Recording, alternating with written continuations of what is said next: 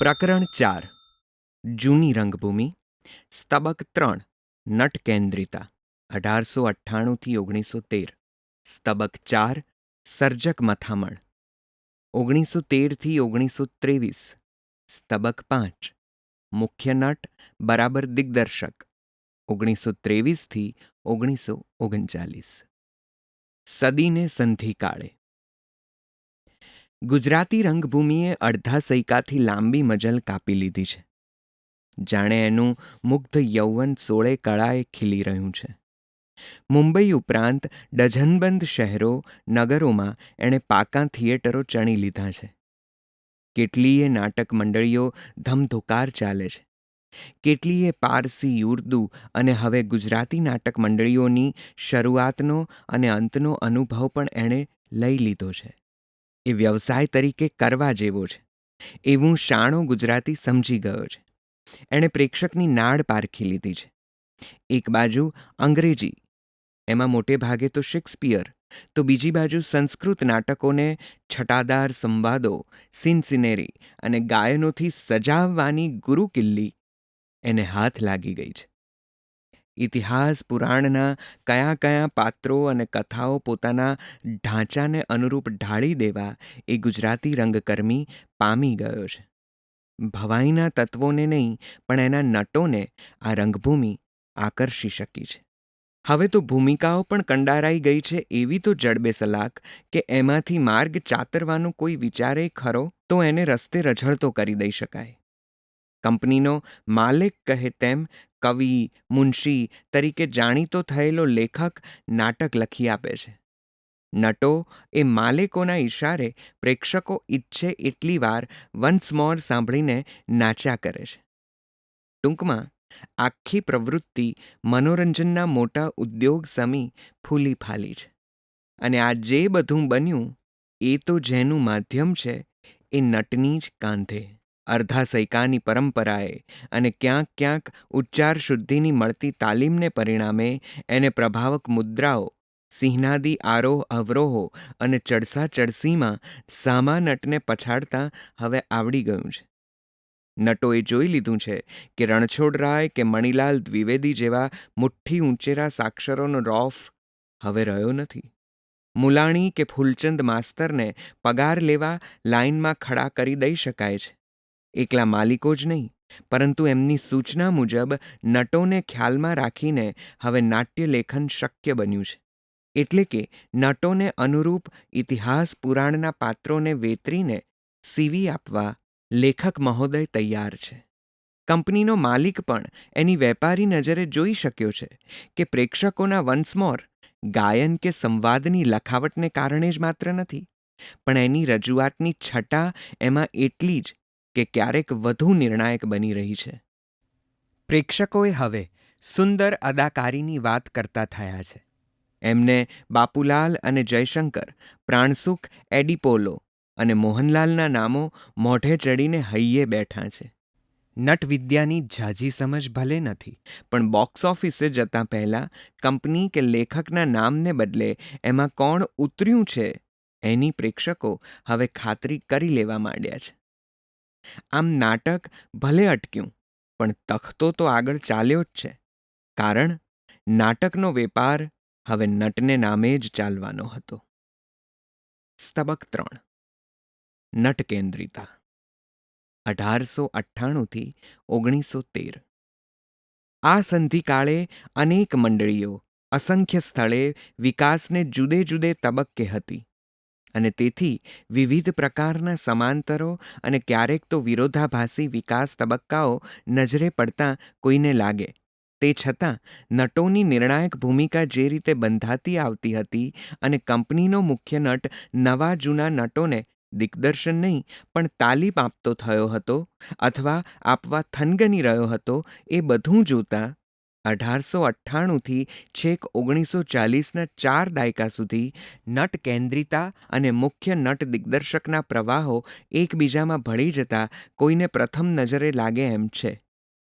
જો કે ગઈ સદીના છેલ્લા 2 દાયકા મંડળીના માલિક દ્વારા થતા લેખન માટે જે રીતે મહત્વના આપણને જણાઈ આવ્યા એ જ રીતે માલિકો અને નવા પેટા માલિકો જેવા મુખ્ય નટોના આગ્રહો સામે 3થી 4 ખૂબ મહત્વના લેખકોએ નાટ્ય વિચારને ફરીથી થિયેટરની પ્રવૃત્તિમાં કેન્દ્રે સ્થાપવા જુદી જુદી રીતે જે સર્જક મથામણો કરી જોઈ, એને પરિણામે એને વિગતે જોવા અને અભ્યાસીઓનું ધ્યાન ખેંચવા એનો જુદો સ્તબક બનાવવો જ પડે. પરિણામે ઉપર્યુક્ત 4 દાયકામાં ક્યાંક સમાંતર તો ક્યાંક એકબીજામાંથી ઉપસતા આવતા 3 સ્તબકો નજરે પડે છે. 1898થી 1913 નટકેન્દ્રિતા, 1913થી 1922 સર્જક મથામણ અને 1922થી 1940 મુખ્ય નટ દિગ્દર્શકના સ્તબકો. નટકેન્દ્રી પ્રવાહનો સૌથી મહત્વનો નટ અમૃત કેશવ નાયક નટકેન્દ્રી સ્તબકમાં થોડો વહેલો થઈ ગયો. લોક લાડીલો અમૃત નાયક 1877થી 1907. છેક 1901માં જયશંકર સુંદરી ખુદ જેને કુશળ નટ અને દિગ્દર્શક તરીકે નાની ઉંમરે પ્રખ્યાત થઈ ચૂકેલા સ્વીકારે એ અમૃત નાયક ગરીબ કુટુંબનું પેટ ભરવા 1888માં આલ્ફ્રેડ નાટક મંડળીમાં 11 વર્ષની કાચી ઉંમરે 40 રૂપિયાના દરમાએ ગામરેની ગોરીમાં બહેરામ ઈરાનીનો પાર્ટ ભજવવા થિયેટરમાં જોડાયા. પ્રેક્ષકો તો ખરેખર એને ઈરાની જ સમજ્યા. તો બીમારે બુલબુલમાં અમૃતે સીદીઓની ભાષામાં પ્રેક્ષકોને રંગત આપી. પણ ફારસ ભજવવામાં જ અમૃતે મીંડું નહોતું મૂકવું. અભિનયમાં રસ જાગ્યો એટલે છેક લખનૌ જઈ નાટ્યશાસ્ત્ર અને ગીત નર્તનની તાલીમ એણે શિષ્ય ભાવે મેળવી. 1891માં ન્યૂ આલ્ફ્રેડ મંડળીમાં મુખ્ય દિગ્દર્શક સોરાબજી ઓગરાએ અમૃતને 15 વર્ષની ઉંમરે સહાયક દિગ્દર્શક તરીકે લીધા. એમાં અમૃતે પોતાની રીતે સૌ પહેલું અલ્લાઉદ્દીન નાટક કર્યું અને પોતે લૈલાની ભૂમિકા ભજવી. 1900માં કાવસજી ખટાઉએ જૂની આલ્ફ્રેડ કંપની ફરી શરૂ કરી. એમાં અમૃતને મુખ્ય દિગ્દર્શક તરીકે નીમ્યા. ત્યાં એમણે સૌ પહેલું નાટક કર્યું શેક્સપિયરનું હેમ્લેટ, ખૂને નાહકને નામે. તેનું બીજું નાટક બજમે ફાની, શેક્સપિયરના રોમિયો જુલિયેટનું એ ઉર્દૂ ભાષામાં હિન્દુસ્તાની પાત્ર અવતરણ હતું. એ નવી કિસમના નાટકે એના રંગીલા ગીતો, જોશેલી ભાષા, ગમખ્વાર બીનાઓ અને 2 પ્યારાઓની દિલધડક કહાનીને લીધે અમૃત ઉર્દૂ રંગભૂમિના ઝળહળતા સિતારા બની ગયા. ને પછી એમને સથવારો મળ્યો ઉર્દૂ નાટકના મશહૂર લેખક આગા હશ્ર કાશ્મીરીનો, જેમણે શેક્સપિયરના વિન્ટર્સ ટેલનું અમૃત માટે રૂપાંતર કર્યું. બીજો મળ્યો માસ્ટર મોહન જેવો અભિનેતા. અમૃતને હાથે જ કેળવાયેલો નાનો ભાઈ વલ્લભ કેશવ નાયક એ ત્રીજો, અને ઓછું હોય તેમ કોકિલ કંઠી ગૌહર જાન. પ્રથમ પરિચયે જ અમૃત નાયકે ગૌહરને ગુલનારનો પાર્ટ આપ્યો નાટકમાં ને મહેબૂબા તરીકે બેસાડી પોતાના દિલો દિમાગમાં. આગા હશ્ર કાશ્મીરીના નાટક મુરીદે શકથી ઉર્દૂ રંગભૂમિમાં એમને નવી નશીલી કલમની પ્રેક્ષકોને પહેચાન થઈ. આ નાટક જોવા હજારો પ્રેક્ષકોનો ધસારો થતો. કહે છે કે ભિસ્તીઓ પોતાનો પખાલો વેચીને પણ નાટક જોવા આવતા. આગા હશ્રના બીજા નાટક અસીરે હિર્સમાં અમૃત નાયકની ભૂમિકા એવી તો ફૂટડી હતી કે નાટકનો પડદો પડે એ પછી પ્રેક્ષકોની શાબાશી ઝીલવા અમૃતે 3 વખત પડદો ખોલી કુર્નિશ કરવી પડતી. આપણે ત્યાં આ કર્ટન કોલની પ્રથા આ નાટક અને આ લોક લાડીલા નટથી શરૂ થઈ. પણ પછી કંપનીની તિજોરી છલકાઈ હતી તો પણ, અથવા કદાચ એને જ કારણે, કંપનીના ડાયરેક્ટર અમૃત અને માલિક ખટાઉ શેઠ વચ્ચે પાત્રવરણીના મામલે ખટરાગ થતાં ગૌહર સહિત બધા નટનટીઓને કંપનીમાં જ રહેવા આગ્રહ કરી અમૃત નાયક છૂટા થયા. પછી પારસી નાટક મંડળીમાં જોડાઈ શેક્સપિયરના સિમ્બેલાઇન ઉપરથી મીઠા ઝહેર નાટક અમૃતે પેશ કર્યું. આ કંપનીમાં ગૌહરની સગી બહેન ખાતૂન કામ કરતી હતી, જેના દ્વારા ગૌહર સાથે અમૃતનો મીઠો સંબંધ ચાલુ રહ્યો. અમૃત નાયકની બીજી એક ઝળહળતી બાજુ તે એમની વતન મોહબ્બત. આ બધાની વચ્ચે કલકત્તાના અમૃત બજાર પત્રિકા અખબારમાં અંગ્રેજ સરકારની વિરુદ્ધ એક કટાર લખતા મદન મોહન માલવિયા જેવાના તો એ મિત્ર હતા. અમૃતના મૌલિક નાટકનું નામ હતું ભારત દુર્દશા નાટક અને એમની નવલકથાનું નામ હતું એમે બના કે ક્યું મેરી મિટ્ટી ખરાબ કી. 1907માં નાદિર શાહ નામની ઐતિહાસિક નવલકથા અધૂરી મૂકી આ નટવર્ય અમૃત નાયકે કર્ટન કોલ વિના જ જિંદગીનો પડદો પાડી દીધો. નટકેન્દ્રી પ્રવૃત્તિના નિર્ણાયક બાપુલાલ નાયક 1879થી 1947. જન્મ મહેસાણા પાસે ગેરીતા ગામે. બાળપણનું નામ નારાયણ. વારસાગત ભવાઈના કલા સ્વરૂપની જાણકારી. મુંબઈ ગુજરાતી નાટક મંડળીના દયાશંકર વસનજીએ નારાયણને બાપુલાલ નામ આપી 11 વર્ષની ઉંમરે 3 રૂપિયાના પગારે 1890માં હરિશ્ચંદ્ર નાટકમાં પહેલીવાર મોંએ ચૂનો ચોપડાવ્યો. એને ખ્યાલમાં રાખી મૂળશંકર મુલાણીએ રાજબીજ 1891 નાટક લખ્યું અને પછી તો 1899 સુધીમાં રામચરિત્રમાં રામ, લક્ષાધિપતિનો રમણમાં રમણ અને જયરાજ વગેરેમાં અનેક ભૂમિકાઓ કરતાં કરતાં 20 વર્ષ સુધીમાં અભિનય કલા, તખ્તાનું આયોજન અને કંપનીના વહીવટ વગેરેમાં ખૂબ રસ લીધો. પરિણામે મુંબઈ ગુજરાતી નાટક મંડળીમાં મૂળશંકર મુલાણી સાથે 1899માં એમને એક આની ભાગે એટલે કે લગભગ 6% ભાગીદાર તરીકે લેવામાં આવ્યા. એ વખતે અજબ કુમારી નાટકમાં એમનો અભિનય ખૂબ વખણાયેલો. સદીને સંધિકાળે મૂળશંકર અને દયાશંકર ભાઈના માર્ગદર્શન હેઠળ બાપુલાલે વિક્રમ ચરિત્ર નાટકનું દિગ્દર્શન કર્યું અને એ જ વર્ષે જયશંકર ભોજક સુંદરી પણ એમાં જોડાયા. આ છેલ્લા 2 વર્ષ અને આ 2 વ્યક્તિ ગુજરાતી થિયેટરના વિકાસને મોટો વળાંક આપી રહ્યા હતા. સૌભાગ્ય સુંદરીએ બંને નટોને સફળતા અને કીર્તિના ઉચ્ચ શિખરે મૂકી દીધા. એ પછી જુગલ જુગારી 1902 અને કામલતા 1904 નાટકોમાં બંને નટોએ કુશળ અદાકારી દર્શાવી. બાપુલાલ નાયક દિગ્દર્શન એટલે કે નટોને તાલીમ રંગમંચ પર જ આપતા. નટો અર્ધવર્તુળાકારે બાંકડા પર બેસતા અને ગીતો અને સંવાદો બોલતા. દરેક નટે બધાની ભૂમિકા કંઠસ્થ કરવી પડતી, જેથી કોઈની પણ ગેરહાજરીમાં બીજો નટ એ પાઠ કરી શકે. પ્રોમ્પ્ટર દરરોજની મિસ્ટેક બુક રાખે અને બીજે દિવસે બધા નટોની હાજરીમાં એ સુધારી લેવાય. બાપુલાલે પોતાનું પહેલું નાટક નંદ બત્રીસી લખી કાયમનો આગવો ચાહક વર્ગ ઊભો કર્યો.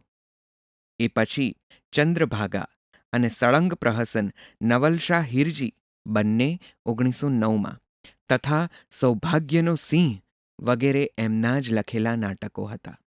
ખુદ ખ્યાતનામ નટ હતા અને જાતે નાટકો લખતા હતા, છતાં મુલાણીના એ પછી 3 નાટકો અસલ હવા જમાવી ન શકતા એને સ્થાને આધુનિક નાટ્યકાર ડૉક્ટર નૃસિંહ વિભાકરના 4 નાટકો ભજવી તેમણે કંપનીને ફરી સમૃદ્ધ કરી લીધી. 1922માં બાપુલાલ નાયકે મુંબઈ ગુજરાતી નાટક મંડળી ખરીદી લીધી. હવે તો બધા જ નાટકોનું દિગ્દર્શન બાપુલાલ ખુદ કરતા. સંખ્યાબંધ નટોને તાલીમ આપી એમણે તૈયાર કર્યા. બીજી બાજુ રંગભૂમિ માટે સારા સાહિત્યની ખોજ કરવા સતત બૂમ પડતી સાંભળીને આ નટે રમણભાઈ નીલકંઠના રાઈનો પર્વત લેખન 1911 નાટકને 1926માં રજૂ કર્યું. ગુજરાતના એ પ્રશિષ્ટ નાટક માટે રસિકલાલ છોટાલાલ પરીખે અનેક ગીતો લખ્યા હતા. આ નાટકના 4 શો થયા. એ પછી ચાંપશી ઉદ્દેશી પાસે શ્રી બાપુલાલે 4 નાટકો લખાવ્યા. એ જ રીતે ગજેન્દ્ર લાભશંકર પંડ્યાના 4 નાટકો અને પારસી શૈલીના કેટલાય નાટકો પણ રજૂ કર્યા. બાપુલાલના કોલેજ કન્યા નાટકમાંના સ્ત્રી કેળવણી અંગેના વિધાનોએ એ વખતે આખા ગુજરાતમાં ખૂબ ઉહાપોહ જગાવેલો. શ્રી નરસિંહરાવ દિવેટિયા, શ્રી ચંદ્રવદન મહેતા અને શ્રીમતી હંસાબેન મહેતાએ એની સામે મોટી જેહાદ ઉપાડી હતી. પરંતુ જમાનો બદલાયો હતો અને સિનેમાનું આક્રમણ મજબૂત થઈ રહ્યું હતું. ખૂબ ખોટ ખાધા પછી ઈસવીસન 1938માં બાપુલાલને કંપની વેચી દેવી પડી. કંપની 1944માં ફરીથી એક વેપારીની સહાયથી બેઠી થઈ અને છેલ્લે 1946માં પ્રફુલ્લ દેસાઈનું લાડકવાયો નાટક ભજવી તેમણે નિવૃત્તિ લીધી ત્યાં સુધીમાં બાપુલાલે 47 નાટકોનું દિગ્દર્શન કર્યું હતું. 1947માં 68 વર્ષની ઉંમરે એમણે વિદાય લીધી. બાપુલાલનો અવાજ રસળતો, કર્ણપ્રિય, આકર્ષક અને અનાયાસ આરોહ અવરોહ ધરાવતો હતો. વિવિધ મુખભાવો રજૂ કરવામાં એ બહુ કુશળ હતા. બાપુલાલભાઈનું બીજું મહત્વનું પ્રદાન તે રાષ્ટ્રીય ભાવના અને તત્કાલીન સામાજિક પરિસ્થિતિ અંગેના નૃસિંહ વિભાકરના નાટકોની 1915થી 1919ની વચ્ચેની રજૂઆત. જો કે આ પ્રયોગલક્ષિતા મોટે ભાગે નાટકની કથા કે એના વિચારો પરત્વે હતી. કથાની માવજત અથવા એના મંચન પ્રત્યેના અભિગમ સંબંધે નહોતી એ પણ નોંધવું જોઈએ. 1922માં મુંબઈ ગુજરાતી નાટક મંડળીના સંપૂર્ણ માલિક બન્યા પછી એમણે સૌ પહેલાં તો કુશળ વ્યવસ્થાપકને મેનેજર બનાવ્યો. કલાકારો અને ગાયકોના જૂથમાં અનેકને આકર્ષ્યા. નવા નાટકો લખાવડાવ્યા. કંપનીને અનેક સ્થળે પ્રવાસ માટે મોકલી. નાના ગામોમાં પણ અનેક સ્થળે રજૂઆત કરી અને એમ એ વખતે કોઈ જાગ્રત રંગકર્મીને સૂઝે એ બધા પ્રયત્નો એમણે કરી જોયા.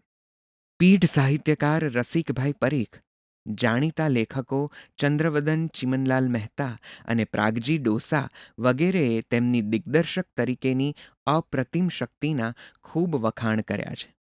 જો કે દિગ્દર્શન એટલે આમ તો નટોની વાચિક તાલીમ અને વેશભૂષા વગેરેનું આયોજન એવું એ વખતની રંગભૂમિમાં બધા સમજતા.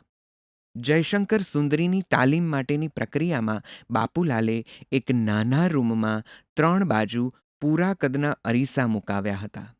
તારે અભિનય કરી જાતે જ નિરીક્ષણ કરવું અને તને સંતોષ થાય એ પછી મને બતાવવું. નટવિદ્યા અને દિગ્દર્શન, કંપનીનો વહીવટ અને સારા લેખકોને રંગભૂમિમાં આવકારવા વગેરે જેવી મહત્વની બાબતોમાં બાપુલાલ નાયક ખૂબ મોટી ઘટના ગણાય. એમણે જયશંકર સુંદરીને સથવારે એટલું મોટું કામ કર્યું છે કે નટકેન્દ્રી અને મુખ્ય નટ દિગ્દર્શકના સ્તબકોમાં એ બંનેના પ્રદાનની તવારીખો જ અહીં નિર્ણાયક ગણી છે. જ્યારે સર્જક મથામણનો સ્તબક એની વચ્ચે નક્કી કરવા માટે નાટ્યલેખકોને બાપુલાલે પ્રોત્સાહન આપ્યું. તે છતાં અન્ય વસ્તુપરક ઓબ્જેક્ટિવ પરિસ્થિતિને ધ્યાનમાં લીધી છે. અદાકાર પ્રાણસુખ એડિપોલો 1883થી 1915. ગુજરાતી રંગભૂમિમાં સ્ત્રીનો પાઠ કુંવરી પાઠ અને પુરુષનો રાજા પાઠ તરીકે ઓળખાતા. વળી એ ભૂમિકા એ કુંવરી કે કુંવર હોય પણ એનાથી જો નટ લોકચાહના મેળવે તો એ પાઠનું નામ જ નટના નામ સાથે જોડી દેવામાં આવતું. જેમ કે જયશંકર સુંદરી, છગન રોમિયો, આણંદજી કબૂતર વગેરે. એનાથી ઇમેજ બિલ્ડિંગ તો થતું પણ નટ ટાઇપીફાઈડ પણ થઈ જતો. જો કે અનેક નટો પ્રયત્નપૂર્વક નવી અને જુદા પ્રકારની ભૂમિકાઓ કરી એમાંથી બહાર નીકળવા પણ મથતા. પ્રાણસુખને પણ એડિપોલો તરીકે ખ્યાતિ મળી હતી. જો કે એમણે કોઈ એડિપોલોનો અભિનય નહોતો કર્યો. આર્ય નીતિદર્શક નાટક સમાજના બોલતો કાગળમાં રણધીરની ભૂમિકા ભજવતા એ સમયે મૂકચિત્રોમાં જાણીતા એડિપોલો નટનું અનુસરણ પ્રાણસુખને કરતો જોઈ હિન્દના વાઇસરોય અને વડોદરાના મહારાજા સયાજીરાવે પ્રાણસુખની સરખામણી સિને અભિનેતા એડિપોલો સાથે કરી. ત્યારથી એ નામ એની સાથે હંમેશ માટે જોડાઈ ગયું. માત્ર 8 વર્ષની ઉંમરે 1891માં મોરબી આર્ય સુબોધ નાટક મંડળીમાં બાળનટ તરીકે એ જોડાયા. એના મામા મૂળચંદ મામા એને આલ્ફ્રેડ નાટક કંપનીમાં લઈ ગયા, જ્યાં સમર્થ નટ દિગ્દર્શક અમૃત કેશવ નાયકની નટકલામાંથી તેમણે પરોક્ષ તાલીમ લીધી. 1899માં દેશી નાટક સમાજમાં ડાયાભાઈ ધોળશાજીના ઉમા દેવડીમાં અને 1900માં વિજયા વિજયમાં એડી પોલોએ ભૂમિકા કરી કુશળ નટ તરીકે નામના મેળવી. તે પછીની એમની મહત્વની ભૂમિકા સતી દ્રૌપદી નાટકમાં દુશાસનની હતી. 1912માં આર્ય નીતિદર્શક નાટક સમાજમાં ગોવર્ધનરામ ત્રિપાઠીની નવલકથા પર આધારિત સરસ્વતી ચંદ્રમાં છોટાલાલ શર્મા દ્વારા તૈયાર થયેલ નાટકમાં એડી પોલો દુષ્ટરાય તરીકે ઝળક્યા. આ લોકપ્રિય નાટક સરસ્વતી ચંદ્રની ભૂમિકા કરતા નટ માસ્ટર કેશવના ગાયનને જો વન્સમોર મળે તો તુરત જ એની સુરાવટ વિશિષ્ટ રીતે બદલી એ પ્રેક્ષકોને ચકરાવી નાખતા. એ જ રીતે એડી પોલો પણ આ નાટકમાં કરડા અવાજે ભરાવદાર ભવાં ચઢાવી હાથના કાગળિયાના બંડલમાં છુપાવેલી છરીથી પાત્રોચિત અભિનય કરી પ્રેક્ષકોની પ્રશંસા મેળવતા.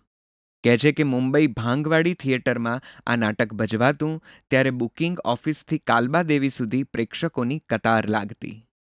પાત્ર પ્રમાણે કોઈ લાક્ષણિક મુદ્રા કે હાથ સામગ્રીનો તેઓ ઉપયોગ કરતા. બોલતો કાગળમાં સિગરેટ પીવાની અદા, દેવી દમયંતીમાં કલિયુગ તરીકેનું અટ્ટહાસ્ય અને દેવી દ્રૌપદીમાં દુર્યોધન તરીકે ગદા ફેરવવાની છટા.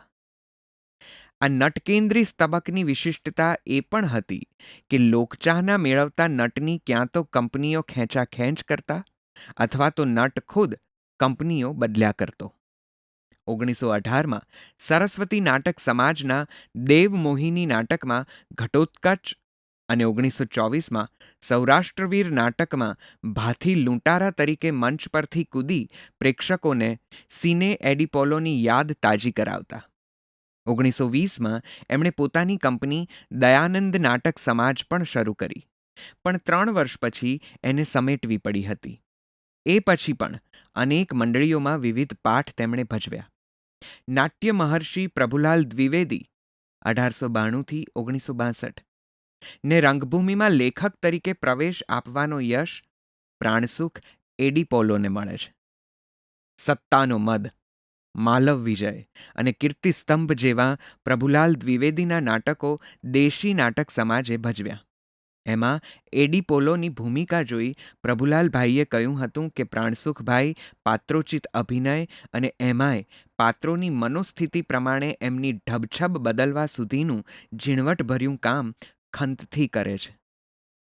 વાસ્તવિકતાના આગ્રહી પ્રાણસુખભાઈએ વીર કેસરી નાટકમાં સિકંદરની ભૂમિકા ભજવી ત્યારે એમને હાથે રંગનો ફુગ્ગો બાંધવાનું મેકઅપમેન ભૂલી ગયેલો, પણ લોહી તો દેખાડવાનું જ હતું એટલે ખરેખર છરી મારીને લોહી કાઢ્યું. 6 દાયકાની લાંબી અભિનય કારકિર્દી પછી મધુપક્ષ નાટકની તાલીમ ચાલતી હતી એ દરમિયાન જ 1955માં તેમણે વિદાય લીધી. રંગીલો નટ મોહન લાલા 1885થી 1938. બાળપણમાં દ્વારિકા નાટક મંડળીમાં રણછોડરાય ઉદયરામના લલિતા દુઃખદર્શક નાટકની તાલીમ ચાલતી હતી ત્યારે ભાષાના આરો અવરોહ, ઉચ્ચાર શુદ્ધિ અને શબ્દભારને ધ્યાનપૂર્વક શીખી લેનાર લાલાજીના પુત્ર મોહનને ભરતનાટ્યશાસ્ત્રના અનુવાદક અને નાટ્યકાર નથુરામ સુંદરજી શુક્લે 1862થી 1923 તથા મૂળશંકર મુલાણીએ તાલીમ આપી હતી. મુંબઈ ગુજરાતી નાટક મંડળીમાં 1899માં અજબકુમારી અને સૌભાગ્ય સુંદરી નાટકોમાં તેમણે ભૂમિકાઓ ભજવી. કંપનીના માલિકોને સીધા કરનાર મણિલાલ ત્રિભુવનદાસ ત્રિવેદી પાગલ 1889થી 1955ને મોહનલાલાએ રંગભૂમિમાં લેખક તરીકે સ્થિર કર્યા હતા. વિદ્યા વિનોદ નાટક સમાજમાં 1912માં માલતી માધવ નાટકમાં મોહને માધવની ભૂમિકા ભજવી પ્રેક્ષકોના દિલ જીતી લીધા. એ પછી એમની યાદગાર ભૂમિકા પાગલના લખેલા નાટકમાં રા માંડલિકની હતી. મોગલે આઝમમાં લેવાયેલા ગીત મોહે પનઘટ પે નંદલાલ છેડ ગયો રે ની તરજ આર્ય નૈતિક નાટક મંડળીએ ભજવેલા નાટક છત્ર વિજય માટે મોહનલાલાએ 1919માં બાંધી હતી. શરૂઆતમાં પ્રિયતમા અને પછી પત્ની બનેલી જયાના મૃત્યુ પછી લાલાજી શરાબી થઈ ગયાનું કહેવાય છે. એવી કિંવદંતી છે કે ચકચૂર લાલાને શો વખતે લાવી વિંગમાં કોઈ એના પાઠનું નામ કહીને સ્ટેજ પર ધક્કો મારે તોય પ્રેક્ષકોને જોઈ લાલા પોતાનો પાઠ કડકડાટ કરી જાય. એવી જ રીતે 1931માં આર્ય નૈતિક મંડળીનું નાટક સુરદાસ ચાલતું હતું ત્યારે આગલી સાંજે અકસ્માતે તેલની કઢાઈમાં સખત દાઝ્યા હોવા છતાં હઠપૂર્વક પોતાનો ડ્રેસ પહેરી મોહનલાલા સ્ટેજ પર આવ્યા. માલિક નકુભાઈ શેઠે પ્રેક્ષકોને અકસ્માતની અને પાઠ કરવાની નટવર્યની હઠની જાહેરાત કરી. પ્રેક્ષકોની મંજૂરીથી મોહનલાલાએ ખુરશીમાં બેસીને સુરદાસની આંખ ફોડવા જેવો કરુણ પ્રસંગ એટલો વાસ્તવિક રીતે રજૂ કર્યો કે લાલાજી ખુરશી પર બેઠા હતા એ કોઈને નડ્યું નહીં. આ પ્રેક્ષક પ્રિય નટે 1938માં દેહ છોડ્યો. ઝીણા કામનો કસબી માસ્ટર અશરફ ખાન 1893થી 1962. નામ મોહમ્મદ અશરફ ખાન. જન્મ ઇન્દોરમાં. નાનપણમાં વાંકાનેર કંપનીના નટ ત્ર્યંબકભાઈના આગ્રહથી અશરફ ગુજરાત આવ્યા અને સુરીલા કંઠને રંગભૂમિ માટે તૈયાર કરવા શાસ્ત્રીય સંગીતની તાલીમ લીધી. શરૂઆતમાં આલ્ફ્રેડ કંપનીમાં ઉદયભાણ નાટકમાં તેમણે ગુજરાતી જબાનમાં ભૂમિકા ભજવી. એમને રંગભૂમિમાં સફળતા અપાવી એ તો પ્રભુલાલ દ્વિવેદીના માલવપતિ નાટકમાં મૂંજની ભૂમિકાએ. એ માટે મૂળચંદ મામા અને લેખક પ્રભુલાલભાઈએ એમને તાલીમ આપેલી. સિરાજુદ્દૌલા નાટકમાં દારૂડિયા સિરાજની ભૂમિકા માટે પીઠે જઈ અનેક દારૂડિયાઓનું નિરીક્ષણ કરી આવી 4 જાતનો અભિનય એમણે લેખક દિગ્દર્શકને બતાવ્યો. જે અભિનય તેઓએ નામંજૂર કર્યો હતો એને જ પાછલી હરોળમાં બેઠેલા મોહનલાલાએ ભલામણ કરતાં એવી દલીલ આપી કે એ સંયમિત અભિનય જ સિરાજ જેવા રાજાને શોભે. એ જ રીતે ગુંડાના અભિનય માટેના રંગઢંગ પણ લાલાજીએ અશરફ ખાનને શીખવ્યા હતા. પ્રભુલાલ દ્વિવેદીના અજય ધારા નાટકમાં ગાવું, રોવું, હસવું અને સંવાદ દ્વારા અનેક રસ રજૂ કરવાની જટિલ ભૂમિકા તેમણે સફળતાથી ભજવી. કહે છે કે પ્રભુલાલભાઈએ એમનું કૌશલ જોઈને જ એમને માટે એ ભૂમિકા લખી હતી. એ પછી તો સજ્જન કોણ નાટકમાં સજ્જનના અંચળા ઓઠે દુર્જનની યાદગાર ભૂમિકા ભજવી હતી.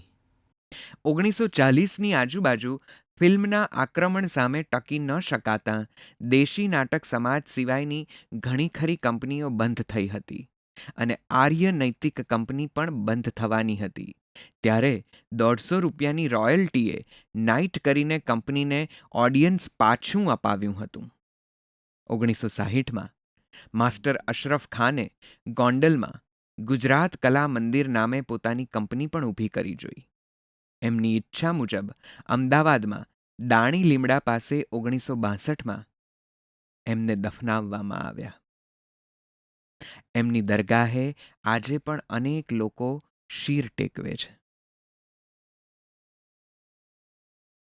સંત અને નટ પ્રભાશંકર રમણી 1890થી 1971. 1905માં મુંબઈ ગુજરાતી નાટક મંડળીના કામલતા નાટકમાં બાપુલાલ અને જયશંકર સુંદરીને અભિનય કરતાં જોઈ ગાયક પ્રભાશંકર નાયકને રંગભૂમિમાં કામ કરવાની ઈચ્છા જાગી અને બીજે દિવસે સ્વર પરીક્ષામાં બાપુલાલે પાસ કરી 15 વર્ષના એ કિશોરને મંડળીમાં રાખી લીધો. ત્યાં નાની નાની ભૂમિકાઓ પછી 1909માં ચંદ્રભાગામાં હીરાની અને નવલશા હિરજીમાં રાણીની ભૂમિકાઓ તેમણે ભજવી. મોહનલાલા અને પ્રભાશંકરની જોડી પ્રેક્ષકોમાં લોકપ્રિય બની તે એટલે સુધી કે મુંબઈમાં ગેઇટી થિયેટરમાં તાલીમ પૂરી થયા પછી કંપનીના રસોડે ભુલેશ્વર જમવા મોહન મારવાડી, કચરાલાલ, જયશંકર સુંદરી અને પ્રભાશંકર વગેરે નટમંડળી જાય ત્યારે એમને જોવા અને એમની સાથે હાથ મિલાવવા પ્રેક્ષકો ઉમટી પડતા અને કંપનીએ કલાકારોના રક્ષણ માટે ચોકીદારો રાખવા પડતા. કંપની સાથેનો 5 વર્ષનો કોન્ટ્રાક્ટ પૂરો કરી પ્રભાશંકર ગુજરાતમાં વડનગર પાછા ગયા, પણ કૌટુંબિક આફતમાં ફસાયા.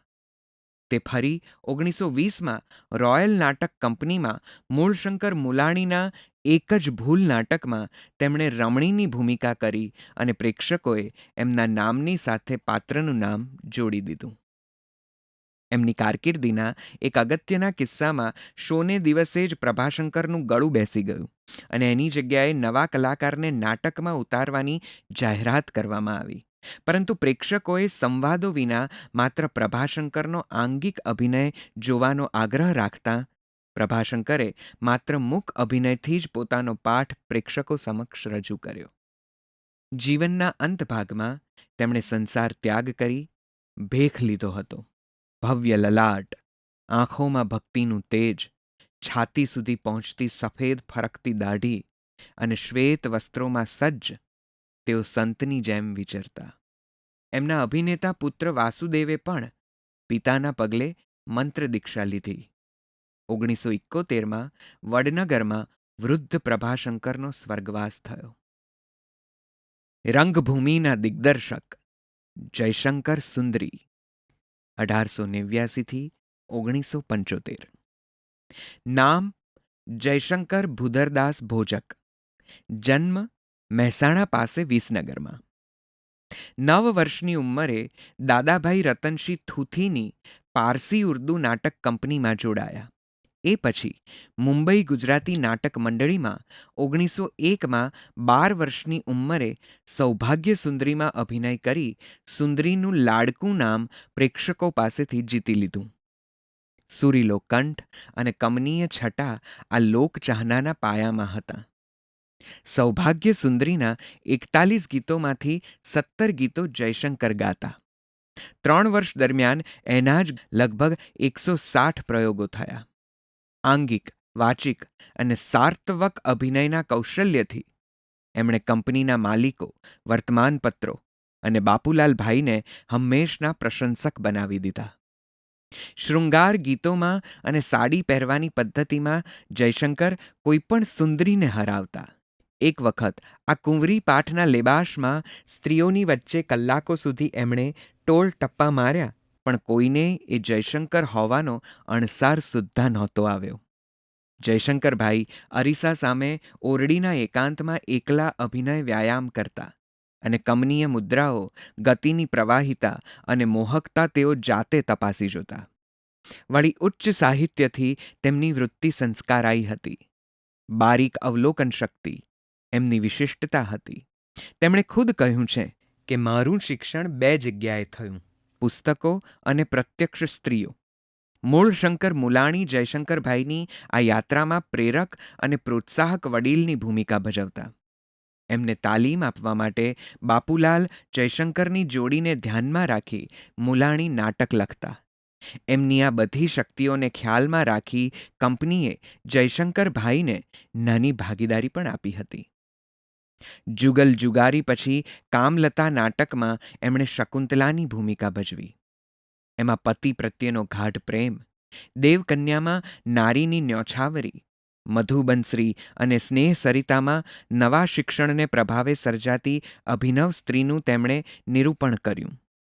મુંબઈ ગુજરાતી નાટક મંડળીમાંથી 1920માં છૂટા થઈ 2-3 વર્ષ આર્ય સુબોધ નાટક મંડળીમાં તેમણે થોડા ઐતિહાસિક અને પૌરાણિક નાટકોમાં કામ કર્યું, પરંતુ ફરીથી મુંબઈ ગુજરાતી નાટક મંડળીમાં બાપુલાલ સાથે કામ કરવા 1926માં જોડાયા.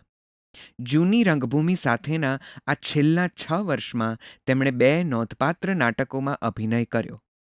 તે રમણભાઈ નીલકંઠનું રાઈનો પર્વત અને ગજેન્દ્ર પંડ્યાનું કોલેજ કન્યા. આ બંને નાટકો પોતપોતાની રીતે મહત્વના બની ગયા. 35 વર્ષની કારકિર્દી બાદ હવે રંગભૂમિને પોતાની જરૂર નથી એવું 1932માં જણાતા જયશંકરભાઈ નિવૃત્ત થયા. આ ગાળો જાણે ખૂબ મંથનનો હતો. ફિલ્મનું માધ્યમ કાઠું કાઢી રહ્યું હતું. નવી રંગભૂમિ માટે ચંદ્રવદન મહેતા અને કનૈયાલાલ મુનશી કમર કસી રહ્યા હતા. સાહિત્ય અને મંચન કલાઓમાં નવો વાયરો ફૂંકાઈ રહ્યો હતો. આ બધું જયશંકરભાઈને કદાચ અભિપ્રેત ન પણ હોય, તે છતાં વિસનગરમાં જઈ એમણે સાહિત્ય કલા મંડળમાં જે 2 નાટકો રજૂ કર્યા, નવલકથાકાર ર.વ. દેસાઈનું શંકિત હૃદય અને નાટ્યવિદ રસિકભાઈ પરીખનું રૂપિયાનું છાડ, એ ગુજરાતી રંગભૂમિ ચેતનાને નવી રીતે સમાર્જવાની તેમની શક્તિ દર્શાવી આપતા હતા તથા ગુજરાતના સાક્ષરો અને સાહિત્ય પ્રેમીઓને જયશંકરભાઈની ઝંખનાનો એમાંય ઇશારો મળતો હતો. આ દિવસોમાં એમણે કરેલા વિવિધ પ્રવચનોમાં પણ અન્ય સૌને એની પ્રતીતિ થઈ. જયશંકરભાઈએ 35 વર્ષની અભિનયની કારકિર્દીમાં જે નાટકો કર્યા અને 1945થી 58 વચ્ચે અમદાવાદમાં ગુજરાત વિદ્યાસભા અને નટમંડળમાં જે નાટકોનું એમણે દિગ્દર્શન કર્યું, એ સાથે સરખાવવા જેવા છે. આ વાત કહેતાં જૂની કે નવી રંગભૂમિના લેખકો વિશે મૂલ્યાંતરણ અપેક્ષિત નથી, પણ એટલું જરૂર જણાય છે કે એમણે અનેક દેશોના જુદા જુદા વખતે લખાયેલા અનેક પ્રકારના નાટકો તો કર્યા જ, પરંતુ દલપતરામનું મિથ્યાભિમાન નાટક પ્રકાશન પછી 85 વર્ષે તખ્તા પર અવતાર્યું અને રસિકલાલ પરીખ પાસે મૈના ગુર્જરી જેવું નાટકે લખાવડાવ્યું. જો કે એથીએ મોટું કામ એમણે જે કર્યું એ ભારતમાં નાટ્યનો સૌથી પહેલો સુયોજિત અભ્યાસક્રમ નાટ્ય વિદ્યા મંદિરમાં 1948માં શરૂ કરાવ્યો, નટમંડળની સ્થાપના કરાવી અને જશવંત ઠાકર, દીનાબહેન પાઠક, ધનંજય ઠાકર, કૈલાસ પંડ્યા, પ્રાણસુખ નાયક, પ્રભાબેન અને અરવિંદભાઈ પાઠક જેવા અનેકોને સથવારે નવી ગુજરાતી રંગભૂમિનું જાણે દિગ્દર્શન કર્યું. નાટકોનું એમનું દિગ્દર્શન તો અનેરું હતું જ. પછી એ શેક્સપિયરનું હેમ્લેટ હોય, ભાસનું ઉરુભંગ હોય, ઇબ્સનનું સાગર ઘેલી હોય કે ઢીંગલીગર હોય, શરતચંદ્ર ચટ્ટોપાધ્યાયનું વિજયા હોય, મોલિયરનું શ્રુતિપતિ હોય, ટાગોરનું ચિત્રાંગદા હોય કે ચંદ્રવદન મહેતાનું સીતા હોય. પણ હું અહીં રંગભૂમિના દિગ્દર્શનની વાત કરું છું. આવા લેખકોના અને આવા નટો સાથીદારોને સથવારે નાટકો થતા હોય, નાટ્ય વિદ્યાના વર્ગો ચાલતા હોય, એકે એક નટની પાત્રમય મૂર્તિઓ ઘડાતી હોય, પ્રેક્ષકોનો બુલંદ ઉમળકો હોય, એ બધું ગુજરાતી રંગભૂમિના ભાવિને જોતી એમની ક્રાંત દ્રષ્ટિને આભારી છે. અન્ય અનેક સર્જકોએ આ દરમિયાન પરોક્ષ પણ એવી પ્રેરણા ઝીલી કે આખા ગુજરાતમાં રંગભૂમિ અને નાટ્ય ક્ષેત્રે નવો વાયરો ફૂંકાયો. નાટ્ય વિદ્યાના એમના અભ્યાસક્રમને નમૂને વડોદરા યુનિવર્સિટીએ નાટ્ય અભ્યાસક્રમ શરૂ કર્યો, તો બીજી બાજુ રાજકોટમાં સૌરાષ્ટ્ર સંગીત નાટક અકાદમીની સ્થાપના થઈ. આજે એમના શિષ્યોના શિષ્યો ગુજરાતી રંગભૂમિમાં સક્રિય છે. એમની રંગભૂમિ સેવાને માથે ચઢાવી ગુજરાત સાહિત્ય સભા 1954માં એમને રણજીતરામ સુવર્ણચંદ્રક અર્પણ કરી ધન્ય થઈ. 1957માં એમને રાષ્ટ્રપતિ સુવર્ણચંદ્રક અને 1971માં પદ્મભૂષણ એનાયત થયા. 1976માં અમદાવાદમાં એમના નામ સાથે સંકળાયેલ નાટ્યગૃહ બાંધવામાં આવ્યું છે.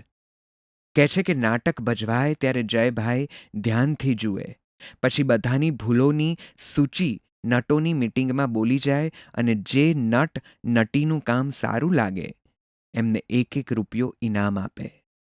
આજે કેટલાય નટનટીઓ એમના એ રૂપિયાને સાચવીને એના કરતાંય ગુજરાતને નવી રંગભૂમિનો જે ખણખણતો રૂપિયો એમણે આપ્યો એને શક્તિમતી મુજબ ગજાવે છે.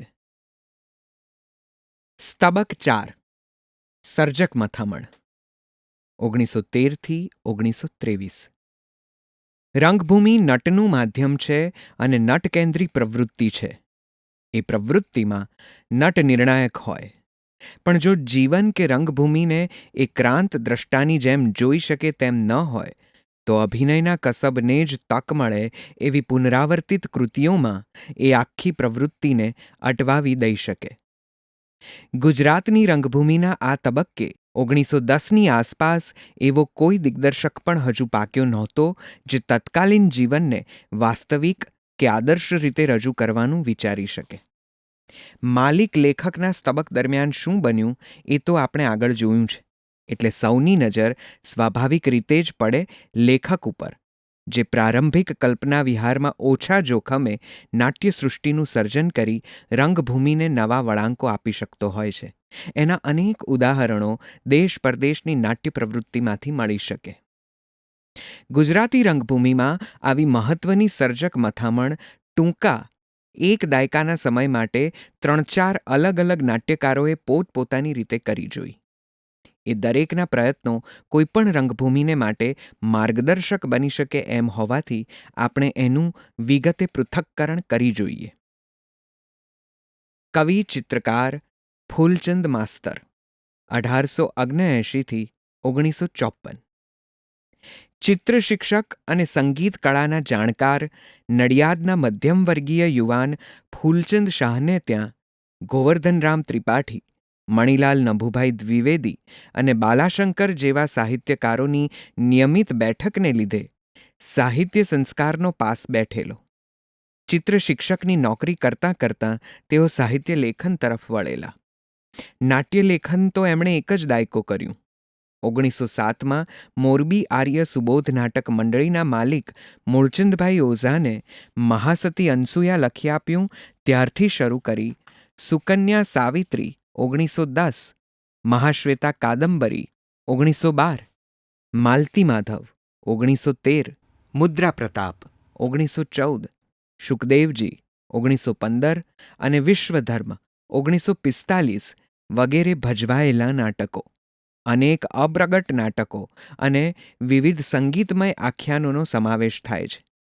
એમણે વિશિષ્ટ શૈલીમાં કાવ્યો પણ લખ્યા છે. વ્યવસાય શિક્ષક હતા, તેથી માસ્તર તરીકે પ્રખ્યાત થયેલા ફૂલચંદભાઈએ રણછોડભાઈ ઉદયરામ, નર્મદ, ડાયાભાઈ ધોળશાજી અને વાઘજીભાઈ ઓઝાએ પાડેલી પૌરાણિક કથાવસ્તુ પસંદ કરવાની પ્રણાલી જાળવી રાખી. એ જ રીતે એ વખતે નડિયાદના વિદ્વાનોએ કરેલા સંસ્કૃત નાટકોના અનુવાદને રંગભૂમિ યોગ્ય બનાવવાનો ફૂલચંદભાઈએ પુરુષાર્થ કર્યો. એ નાટ્યલેખક તરીકે એમનું વિશિષ્ટ પ્રદાન ગણાય.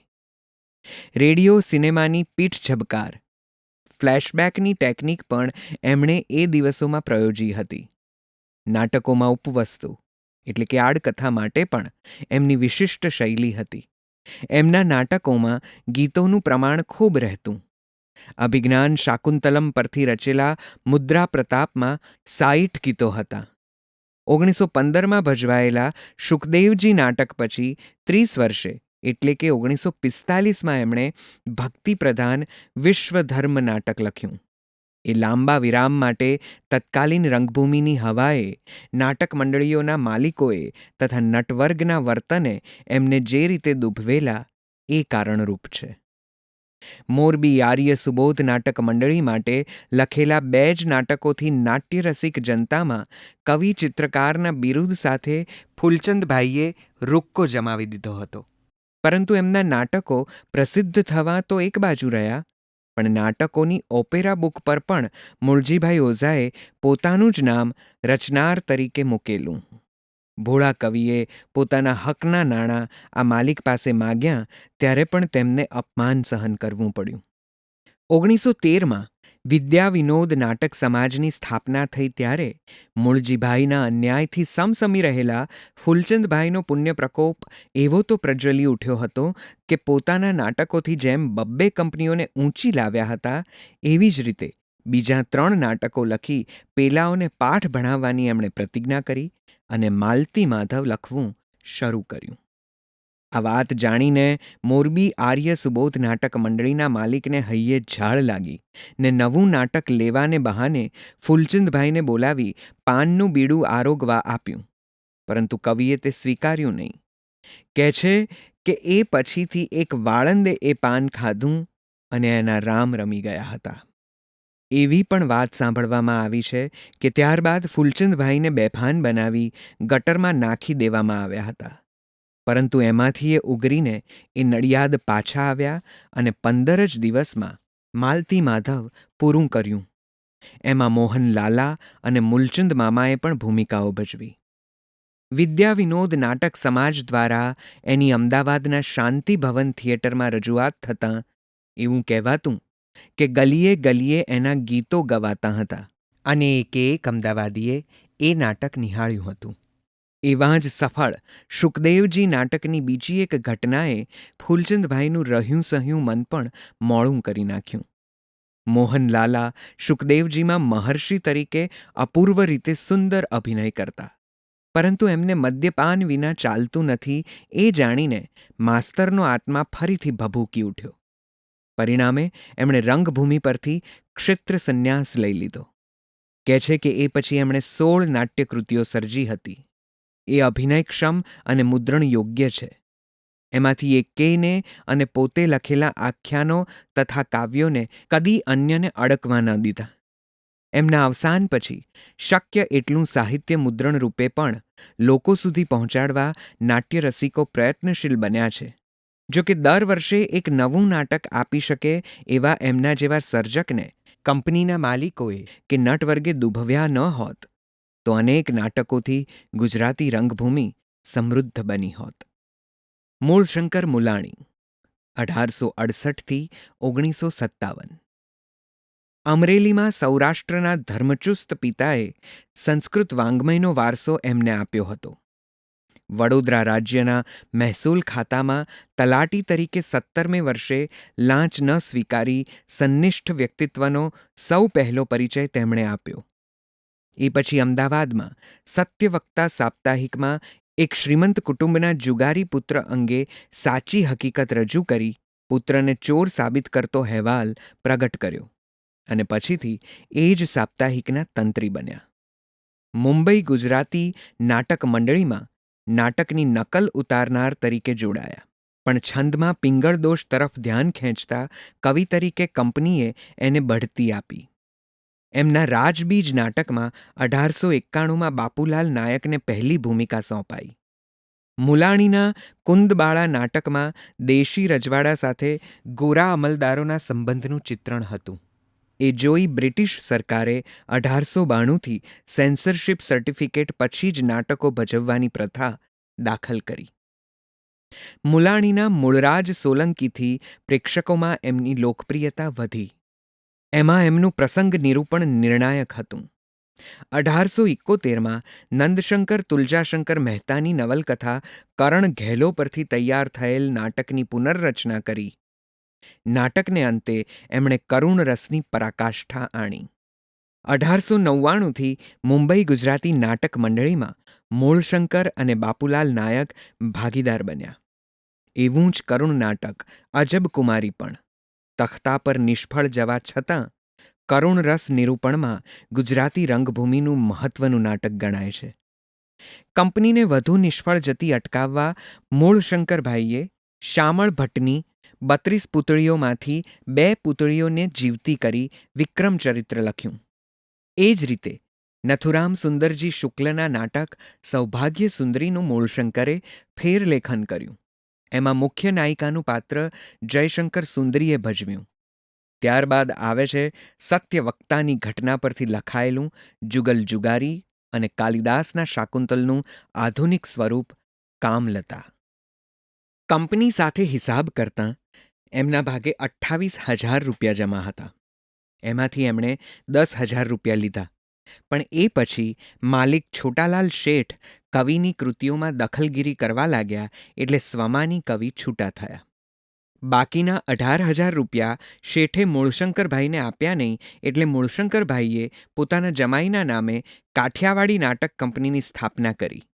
નવા નાટકની તાલીમ ચાલતી હતી ત્યાં મુંબઈ ગુજરાતી નાટક મંડળી તરફથી નોટિસ મળી કે કરાર મુજબ 10 વર્ષ સુધી મુલાણી કોઈ કંપનીને નાટકો નહીં આપી શકે. અંતે સમાધાન થયું અને મૂળશંકરે મુંબઈની બહાર જ નાટકો કરવા એવું નક્કી થયું. 1906માં કૃષ્ણચરિત્ર નાટકથી ગુજરાતી રંગભૂમિ ઉપર પહેલી વખત કૃષ્ણની અવતાર લીલા અને ભક્તિ મૂળશંકરભાઈએ પેશ કર્યા. પરંતુ મુંબઈની બહાર 5 વર્ષના રઝળપાટમાં મૂળશંકરભાઈ અને કંપની ખુવાર થઈ ગયા. 1909માં તેમણે ફરી મુંબઈ ગુજરાતી નાટક કંપનીમાં જોડાવવું પડ્યું. 1916માં આર્ય નૈતિક નાટક સમાજનું નાટક એ માત્ર જોવા ગયા એ એમના શેઠને પસંદ ન પડ્યું અને મુંબઈ ગુજરાતી નાટક કંપનીમાંથી તેમને છૂટા થવું પડ્યું. આમ 1910ની આસપાસ ગુજરાતી રંગભૂમિનો એક બાજુ સુવર્ણયુગ શરૂ થયો ગણાતો હતો ત્યારે એનો લેખક કંપનીએ હળધૂત થતો હતો. જોકે પ્રેક્ષકોએ એમના ભાગ્યોદય 1919 અને એક જ ભૂલ 1920 નાટકોને આવકાર્યા હતા. એ જ વર્ષે ગાંધીજીની સત્યાગ્રહની ચળવળ શરૂ થઈ. એને કેન્દ્રમાં રાખી તેમણે ધર્મવીર નાટક લખ્યું, પણ સરકારે તેને ભજવવા ન દીધું. 1925માં તેમણે નિવૃત્તિ લીધી. 90 વર્ષની ઉંમરે 1957માં ભાવનગરમાં એમનું અવસાન થયું. તત્કાલીન વિદ્વાનોએ અને બાપુલાલ તથા જયશંકર સુંદરી જેવાઓએ મૂળશંકરભાઈને ગુજરાતના શેક્સપિયર કહ્યા છે. ધંધાદારી રંગભૂમિ તરફની સાક્ષરોની સૂગને ઓછી કરવામાં મૂળશંકરભાઈના નાટકોએ અગ્રીમ ભાગ ભજવ્યો છે. આ લેખકે સ્વમાનને ખાતર રઝળપાટ કર્યો, પણ રોજિંદા જીવનમાં પણ કંપનીના માલિકોના હાથે અવારનવાર અપમાન સહન કરવા પડ્યા. સંચાલકોએ એમની કોઈ કૃતિ છાપી નહીં. નાટકની ઓપેરા બુક પર પણ એમનું નામ મૂક્યું નહીં. બાપુલાલ અને જયશંકરને આખું ગુજરાત ઓળખે, કંપની કમાય, પણ એ બંનેની પાર્શ્વભૂમિકામાં રહેલા મૂળશંકરને લોકો સમક્ષ કદી સ્થાન આપવામાં ન આવ્યું. મુલાણીએ 9 પૌરાણિક, 8 સામાજિક અને જુદી જુદી શૈલીઓવાળા 8 ઐતિહાસિક નાટકો લખ્યા છે. સુખાંત નાટકોની વ્યવસાયી રંગભૂમિની પ્રણાલીથી આગળ વધી કરુણાંત રચનામાં તેમણે નવીનતા અને મૌલિકતા દાખવી. સંસ્કૃત ઉપરાંત શેક્સપિયર અને શેરીડોન જેવા નાટ્યકારોનો તેમણે અભ્યાસ કર્યો હતો. વ્યવસાયિક ખટપટ અને સંસ્થા સંચાલકોની કુટિલતા સામે સરળ હૃદયી મુલાણીનો કાઠિયાવાડી નાટક કંપનીનો પ્રયોગ નિષ્ફળ જતાં તેમને માલિકો સામે ઝૂકી જવું પડ્યું. પરંતુ નાટ્યકાર તરીકે તત્કાલીન પ્રેક્ષકોમાં એ સિદ્ધહસ્ત લેખક ગણાયા હતા. બેરિસ્ટર નૃસિંહ વિભાકર 1888થી 1925. જન્મ જૂનાગઢમાં. 1913માં તેઓ બેરિસ્ટર થયા ને પછી સિડનહામ કોલેજમાં તાલીમ લઈ મુંબઈમાં વકીલાત અને અધ્યાપનનું કામ કર્યું. આ સદીના પ્રથમ દાયકામાં, એટલે કે આપણે જેને બાપુલાલ અને સુંદરી જેવા અસંખ્ય નટો અને ધમધમતી કંપનીઓની રંગભૂમિ પ્રવૃત્તિને લીધે નટકેન્દ્રી તબક ગણીએ છીએ, એનાય અનેક દૂષણો તરફ આકરી ટીકા કરતું પ્રવચન તેમણે રાજકોટમાં 1909માં મળેલી ગુજરાતી સાહિત્ય પરિષદમાં છટાદાર શૈલીમાં કર્યું. સૃષ્ટિ લીલાના આબેહૂબ ચિત્ર કે મનુષ્યોની આશા નિરાશાઓ અથવા અધઃપતન અને ઉદ્ગમનું આલેખન ગુજરાતી નાટકોમાં મળતા નથી. તેથી રંગભૂમિના ઉત્કર્ષની જવાબદારી ઉપાડી લેવા તેમણે સાહિત્યકારોને પડકાર ફેંક્યો અને પોતે પણ એ દિશામાં સક્રિય બની નાટ્યલેખન આરંભ્યું. સોરઠના જાદુગર તરીકે મિત્રોમાં જાણીતા વિદેશોમાં તાલીમ પામેલા નાટ્યલેખકે સર્જક મથામણના તબક્કાને 1913થી 1923ની વચ્ચે મુલાણી અને ફૂલચંદ માસ્તર કરતાં અલગ જ રીતે પોતાના વિદ્રોહને વળાંક આપી સામાજિક ક્રાંતિ અને ઉત્થાનના નાટકોથી આશ્ચર્યજનક રીતે ઉપસાવી આપ્યો. પરદેશવાસ દરમિયાન તેમણે બ્રિટિશ રંગભૂમિની કાર્યદક્ષતા અને સિદ્ધિઓ નિહાળી હતી. જોકે તત્કાલીન ગુજરાતી રંગભૂમિની નાટ્યકલાને ચોકઠે જ એમને કામ કરવું પડે તેમ હતું અને એની મર્યાદાઓ તેઓ જાણતા હતા. પણ એમાં કર્યું એમણે પોતાનું ધાર્યું અને એ રીતે કે સુધારાથી કંઈ વળે નહીં, કરવું તો સમાજ પરિવર્તન જ જોઈએ. ભાષણો કે હૃદય પરિવર્તનો નહીં, પરંતુ તત્કાલીન રાજકીય સામાજિક પરિસ્થિતિ નાટકમાં ઝીલી પોતે જે સૃષ્ટિ લીલાનું આબેહૂબ ચિત્ર રંગભૂમિમાં રજૂ કરવા હાકલ કરી હતી, એ શૈલીના એક પછી એક નાટકો એમણે આપ્યા. એ વખતે રંગભૂમિની બહાર રાષ્ટ્રીય ભાવના બુલંદ બની હતી. લોકમાન્ય ટિળક, લાલા લજપતરાય, બિપિનચંદ્ર પાલ અને ફિરોજ શાહ મહેતાનો એ જમાનો હતો. એટલે રંગભૂમિ પર એ બધું લાવવાનો નિશ્ચય હોવા છતાં નૃસિંહ વિભાકરે રંગભૂમિમાં પ્રવેશ માટે પહેલું સિદ્ધાર્થ બુદ્ધ નાટક લખ્યું. 1914માં આર્ય નાટક સમાજે એનું મંચન કર્યું, પરંતુ આ એક પૌરાણિક વસ્તુની પરંપરાને અનુસરતા અપવાદ સિવાય કોઈ પણ પ્રખ્યાત કથાનકની સામગ્રીને એ અડક્યા નથી. એમના બીજા નાટક સ્નેહ સરિતા 1915માં સ્વાતંત્ર્ય માટે લડત ચલાવતી સ્ત્રીનું ચિત્રણ છે. બાપુલાલ અને જયશંકરની જોડીએ એને રજૂ કરી નવી ભાત પાડી. મુંબઈ ગુજરાતી નાટક મંડળીએ એ પછી સ્વરાજ્યની ભાવના વ્યક્ત કરતું એમનું સુધાચંદ્ર નાટક 1915માં ભજવ્યું. આમ પણ આ નાટક મંડળી અભિનય, રજૂઆત અને દિગ્દર્શનની દ્રષ્ટિએ બીજી કંપનીઓ કરતાં સરસાઈ તો ભોગવતી જ હતી. એમાં વિભાકરના નવા કેન્દ્રસ્થ વિચારને લીધે સૌને અનેરી સફળતા મળી. હોમ રૂલ લીગની ચળવળને અનુલક્ષીને નૃસિંહ વિભાકરે એ પછી મધુબનશ્રી નાટક 1917માં લખ્યું. એના કેટલાક દ્રશ્યો હાજી મહમ્મદ અલારખિયાએ 20મી સદીમાં પ્રસિદ્ધ કર્યા હતા. ઉત્તમ દિગ્દર્શન, સંગીત અને સબળ કથાનકને લીધે યશસ્વી બનેલું આ નાટક મુંબઈમાં એક ધારું 2 વર્ષ ચાલ્યું. એમાંની 1.5 પાનાની લાંબી સ્વગતોક્તિને પણ બાપુલાલ રસપ્રદ રીતે રજૂ કરતા. નૃસિંહ વિભાકરે એ પછી મજૂરોની જાગૃતિને વિષય બનાવી મેઘમાલિની 1918 નાટકની રચના કરી. મુંબઈમાં પ્રથમ મજૂર સંગઠન એ પહેલાં થયું હતું અને નાટકની રજૂઆતને સમાંતર જ અમદાવાદમાં મજૂર હડતાલ પડી હતી. એ આ તકે યાદ રાખવું જોઈએ. જોકે નાટકની તાલીમ દરમિયાન બાપુલાલની તબિયત બગડી, તેથી તેઓ પોતાની રીતે નટોને તૈયાર કરી શક્યા નહોતા. પરિણામે નાટકને ધારી સફળતા ન મળી. એમના એ પછીના નાટક અબજોના બંધનને પ્રેક્ષકોએ અજમાના બંડલ તરીકે તિરસ્કાર્યું એ પ્રેક્ષક વર્ગની જ નિષ્ફળતા ગણી શકાય. લક્ષ્મીકાંત નાટક સમાજ માટે તૈયાર કરવામાં આવેલ અબજોના બંધનમાં લક્ષ્મીની મર્યાદા બતાવી ભારત મુક્તિની ભાવના તેમણે સમજાવી હતી. નૃસિંહ વિભાકરના 6 નાટકોમાંથી 4નું દિગ્દર્શન બાપુલાલે કર્યું હતું અને જયશંકર સુંદરી સાથે એમની જોડીએ એમાં અભિનય કર્યો હતો. એ પણ નાટકની સફળતામાં એક મહત્વનું તત્વ હતું.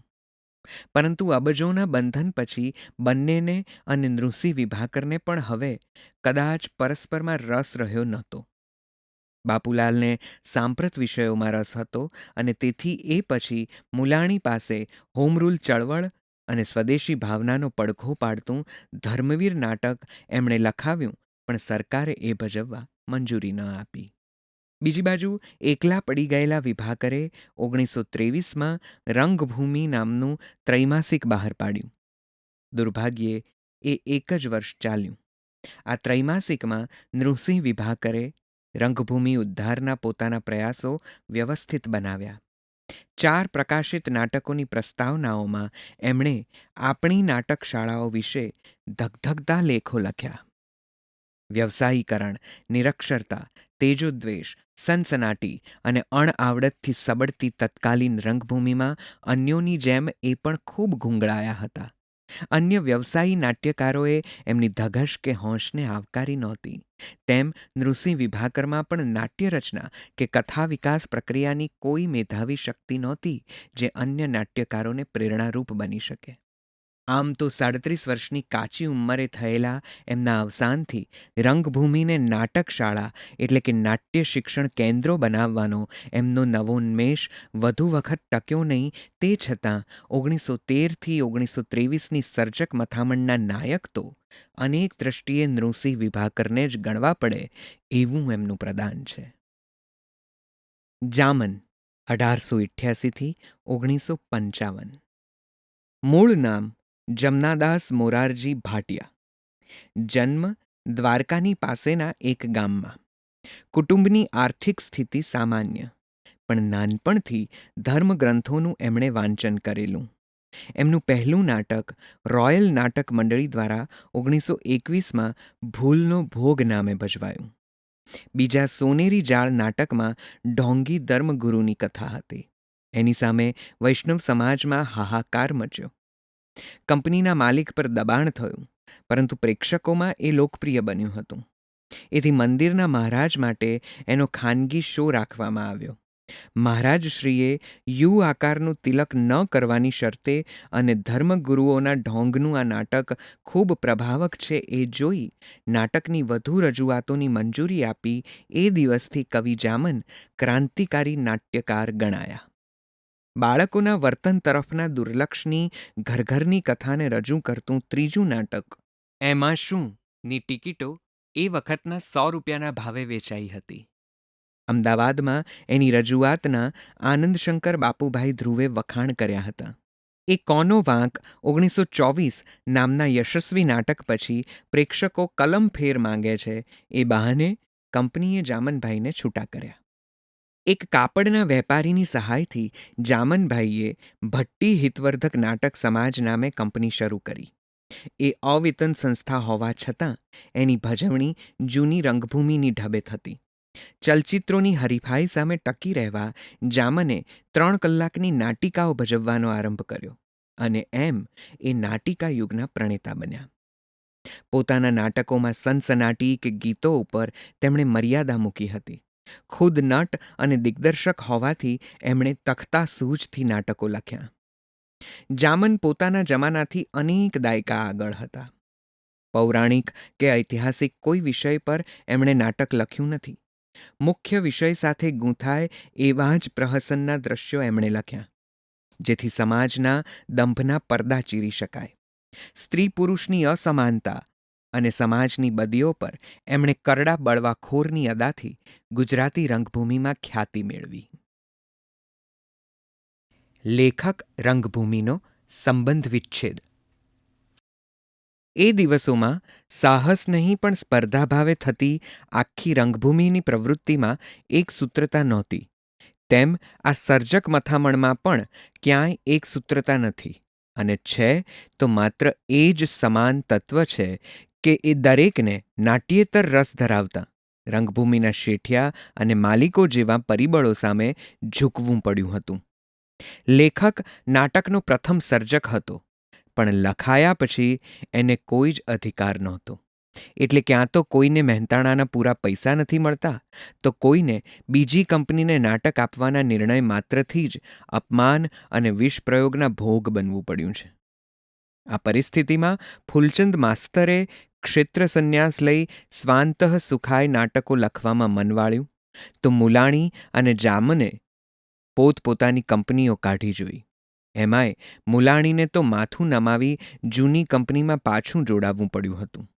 જામન સ્વમાનભેર જીવી શક્યા, અલબત્ત બધી સંકળામણોની વચ્ચે. આ સર્જક મથામણનો નાયક નૃસિંહ વિભાકર નાટ્ય સાહિત્યકારોને 1909 અને 1923માં કરેલા 2 પડકારોની વચ્ચે અને 2 નિષ્ફળ નાટકોની વચ્ચે 4 નાટકમાં સાંપ્રત પરિસ્થિતિના નિરૂપણથી અજબ સફળતાને વરી શક્યો હતો. એનો વિદ્રોહ એ જીવ્યા ત્યાં સુધી ટક્યો, પણ ખુદની જ મર્યાદાઓને લીધે સમાજ કે રંગભૂમિ પરિવર્તનની મશાલ વિભાકર કોઈને પકડાવી શક્યા નહીં, અને એમ સર્જક મથામણનો અંત આવ્યો. આ આખી પ્રવૃત્તિ દરમિયાન ફિલ્મનું માધ્યમ મુંબઈમાં કાઠું કાઢી ગયું હતું. નાનાલાલ અને રમણભાઈ નીલકંઠ નવા પ્રકારના નાટકો લખી રહ્યા હતા. સાહિત્યિક એકાંકીઓ માટે બટુભાઈ ઉમરવાડિયા તૈયારી કરી રહ્યા હતા, અને મુનશી આધુનિક ઐતિહાસિક નવલકથાઓમાં પહેલી પાટણની પ્રભુતા લખી ચૂક્યા હતા. નાનકડા ગુજરાતની નાનકડી કલા સાહિત્યની પ્રવૃત્તિમાં આ બધું જાણે અલગ અલગ ટાપુઓ ઉપર બની રહ્યું હતું. રંગભૂમિની મંચન કલા અને મુદ્રણના માધ્યમે આ સ્તબક પછી હંમેશને માટે છેડા ફાડી દીધા, અને 1878માં જે રીતે રણછોડભાઈ ઉદયરામે ભવાઈથી મોં ફેરવ્યું, એમ રંગભૂમિ અને સાક્ષરો પરસ્પરથી વિમુખ થઈ ગયા. પરિણામે એવું બન્યું કે જે છપાય તે ભજવાય નહીં, અને જે ભજવાય તે નાટક નહીં. છતાં જે કાંઈ થોડા ઘણા પ્રયત્નો થયા, કાંત વગેરે જેવા, એનાથી તો ઉલટું બંને વચ્ચેનું અંતર વધ્યું. ટૂંકમાં શ્રી જયંતી દલાલ કહે છે તેમ નાટકકારને બદલે નટનું નાટક આવ્યું, દિગ્દર્શકને બદલે કંપનીના માલિકનું નાટક રજૂ થયું. પણ 1922-23ના વર્ષો ગુજરાતી રંગભૂમિમાં એ રીતે પણ સીમાસ્તંભ ગણાય તેમ છે કે એક બાજુ જૂનીમાં સર્જકની કલમ ફરીથી કેદ થાય છે, તો બીજી બાજુ જેને નવી રંગભૂમિ તરીકે ઓળખાવાય છે તેના મંડાણ કરી આપે છે યુવાન નાટ્યકાર ચંદ્રવદન મહેતા. માત્ર નાટક લખીને જ નહીં, પણ નટ તરીકે લાલિયા પરાપર નામની કોલેજના વાર્ષિકોત્સવમાં એકોકતી જાતે રજૂ કરીને. એનું પરિણામ જુદું આવવાનું હતું, કારણ કે એનો લેખક નટ બન્યો હતો. અને વાત નીકળી જ છે તો એટલી વાતે અહીં કરી લઈએ કે જેમ માલિક લેખક બને તો કંઈ નથી વળતું, એમ માત્ર નટ હોવાની લાયકાતથી જ કોઈ લેખક બને તો મોટે ભાગે પ્રેક્ષક પ્રશંસાથી વધુ કંઈ નીપજતું નથી. પણ લેખકનો નટ હોય તો શું બને, એના અનેક ઉદાહરણો છે. તેમાં ઘર આંગણાના જ ચંદ્રવદન મહેતા પહેલા, બીજા બંગાળના બાદલ સરકાર ને પરદેશોમાં તો શેક્સપિયર અને મોલિયરથી માંડી અનેક મળી આવશે. એ જ રીતે મુખ્ય નટ દિગ્દર્શક બને કે મુખ્ય નટ વ્યવસ્થાપક બને તો પણ રંગભૂમિ કેવી ફૂલે ફાલે એની વાત કરવાનોય મોકો ગુજરાતી થિયેટરની આ તવારીખમાં આપણને મળશે. પણ હાલ પૂરતું તો અભિનયના ઝળહળતા અજવાળે પ્રેક્ષકોને આંજી નાખતો નટ હવે દિગ્દર્શક બનવા થન ગની રહ્યો છે. એનો દોર પકડી થોડી વિગતો તપાસી 1898થી 1938 વચ્ચેના 4 દાયકાના 3 તબક્કાને એક સાથે લઈને એ ત્રણેયનું યથાસ્થાને પૃથક્કરણ પણ કરી જોઈએ. સ્તબક 5 મુખ્ય નટ બરાબર દિગ્દર્શકનો સ્તબક 1922થી 1940. દિગ્દર્શકોમાં એમની વિશિષ્ટતા પ્રમાણે વિભાગો પડે. કોઈને શૃંગાર, કોઈને વીર, કોઈને હાસ્ય, કોઈને કરુણ, એ પ્રમાણે ફાવટ આવે છે. બાપુલાલ શૃંગારમાં સારા એવું આ અરસાના જાણીતા નટ છગન રોમિયોએ એ દિગ્દર્શકો અંગે નોંધ્યું છે. એમનું આ વિધાન રસ નિરૂપણની શક્તિ પૂરતું મર્યાદિત નથી જણાતું, કારણ કે એમાં દિગ્દર્શકની એ વખતે ફેશનેબલ બનતી જતી ભૂમિકા અગાઉની નટ કેન્દ્રિત થિયેટર પ્રવૃત્તિનું જ સાતત્ય કરતી જણાય છે. એ ભૂમિકા પણ યુરોપીય રંગમંચ અને પ્રોસિનિયમ આર્ક એ બંનેની જેમ આપણે યુરોપથી આયાત કરી હતી. પરંતુ સ્ટાનિસ્લાવસ્કી કે મેયર હોલ્ડ, રેઇનહાર્ટ કે પિસ્કાટર, ક્રેગ કે આપિયા વગેરે એ વર્ષોમાં જે કરી રહ્યા હતા એના અનુકરણ કે અનુસરણ માટે જરૂરી દ્રષ્ટિ, વાચન, સાહસવૃત્તિ કે કદાચ દાનત જ આ તબક્કે કે એ પછીની અડધી સદીમાં વિકસ્યા નહીં. નૃસિંહ વિભાકરે બ્રિટિશ થિયેટરના પરિચય પછી જે નાટકો લખ્યા એમાં પણ એ જ વાત હતી. તત્કાલીન અન્ય લેખકોની જેમ નાટ્ય અને થિયેટર કર્મમાં બંધિયાર પાણી, નટ પ્રેક્ષક સંબંધ વિશે સંવેદનશીલતાનો અભાવ, ઘટના પ્રચુર અને બોધક નાટ્ય વસ્તુ, ટાઇપીફાઈડ પાત્રાલેખન, ચમકદાર સંવાદો, અદાકારી, સમાંતર કોમિક કે કોમિક વિલન, ટ્રિક સીન, સુશોભિત પડદા અને ગેરસમજ નિવારણ તથા હૃદય પરિવર્તન પછી ફેમિલી ફોટોગ્રાફ. અમે શું કરીએ? પ્રેક્ષકોને જ એવું જોઈએ છે. 2 ગીતો ઓછા મૂકીએ કે વન્સમોર માગતા ન નાચીએ તો આખી કંપની ડૂબી જાય એટલી ખોટ ખાવી પડે, એવી માલિકોની દલીલ છે. વન્સમોરનો એક રસપ્રદ કિસ્સો છે. ભક્તના ભજન પછી ભગવાન શ્રીકૃષ્ણે દર્શન દીધા. એ પછી ગીતના તો 5 વન્સમોર થયા. શ્રીકૃષ્ણ બનેલા નટથી અદૃશ્ય થવાતું નથી, એટલે એ બિચારો એ દરમિયાન તખ્તાને એક ખૂણે વધુ વન્સમોર ન થાય અને ભક્તે ગીત ન ગાવું પડે એની પ્રાર્થના કરતો ઊભો રહ્યો. 1922માં બાપુલાલ નાયકે મુંબઈ ગુજરાતી નાટક મંડળી ખરીદી લીધી. એ પહેલાં બાપુલાલ ખુદ અને એમના જેવા ઘણા દિગ્દર્શકના હોદ્દા સાથે નટોને તાલીમ આપતા હતા. પણ તે છતાં 1922-23માં નાટ્યકારોએ અગાઉ જોઈ એ પ્રક્રિયામાં પોતાની કલમ માલિકોને ચરણે ધરી દીધી. ત્યારથી અનેક સ્થળે બાપુલાલની જેમ માલિક દિગ્દર્શક કે મુખ્ય નટ દિગ્દર્શકની ભૂમિકા વધુ સ્પષ્ટ રેખાઓમાં આલેખાયેલી જણાય છે. આ તબક્કામાં આ દિગ્દર્શન અંગે શી સમજ હતી, એ કોણ કોણ કરી રહ્યું હતું અને એનો પ્રભાવ કેવો કેટલો પડ્યો કે ન પડ્યો, એની વાત થોડા ચુનંદા દિગ્દર્શકો, નટો, લેખકો, પ્રવાહો અને બીજી નોંધપાત્ર વિગતો લઈને આપણે ચકાસી જોઈએ. બાપુલાલ નાયક. મુંબઈ ગુજરાતી નાટક મંડળી 1898ની આજુબાજુ ભયંકર ખોટ ખાઈને અટકી પડે એવી સ્થિતિમાં હતી. ત્યારે એના માલિકે મુલાણી અને બાપુલાલને કંપનીમાં નાની ભાગીદારી આપીને મુખ્ય નટ તરીકે અન્ય નટોને તાલીમ આપવાની જવાબદારી બાપુલાલને સોંપી. એમાં મુખ્યત્વે ઉચ્ચાર શુદ્ધિ, ગાયન, નર્તન વગેરે પર ભાર મૂકાતો. એ પછી કંપની સદ્ધર બનતા અને જયશંકર સુંદરી, મોહનલાલા જેવા અનેક નટોના અભિનયને કારણે અને નૃસિંહ વિભાકરના નાટકોની નાટ્ય કથાવસ્તુને લીધે કંપની સફળ થવા માંડી. પરિણામે 1922માં બાપુલાલ કંપનીના માલિક બન્યા. ત્યારે વહીવટની સાથોસાથ મુખ્ય સૂત્રધાર પણ એ જ હોય એ તો સમજી શકાય એમ છે. એમની દિગ્દર્શન કલા અંગે અગાઉ એવી 2 નોંધપાત્ર વિગતો આપણે નોંધી છે કે એકે એક નટ બધી ભૂમિકાઓ કંઠસ્થ કરતો અને જયશંકર સુંદરી જેવાને પણ અભિનય વ્યાયામ માટે મોટા અરીસા આપવામાં આવ્યા હતા. એમની મિસ્ટેક બુકમાં કોનો પહેરવેશ ફાટેલો કે મેલો, દ્રશ્યાવલીમાં ક્યાં ભડાકો થયો કે થવો જોઈતો હતો એવી દ્રશ્ય પરિવર્તનો અંગે નોંધ થતી. ભૂલ બદલ ત્યાં ને ત્યાં જ નટોને સૂચનાઓ, માર્ગદર્શન, દંડ કે તમાચો વગેરે શિક્ષાઓ કરવામાં આવતી. એવું જયશંકર સુંદરીએ નોંધ્યું છે. વ્યવસાયી રંગભૂમિના મોટા ભાગના નાટકો અતિરંજક હતા અને પરાકાષ્ઠાના દ્રશ્યો ઉપર નાટકની સફળતાનો વધુ આધાર રહેતો હોવાથી એને ઉઠાવ આપવાનું કામ ખાસ કરવામાં આવતું.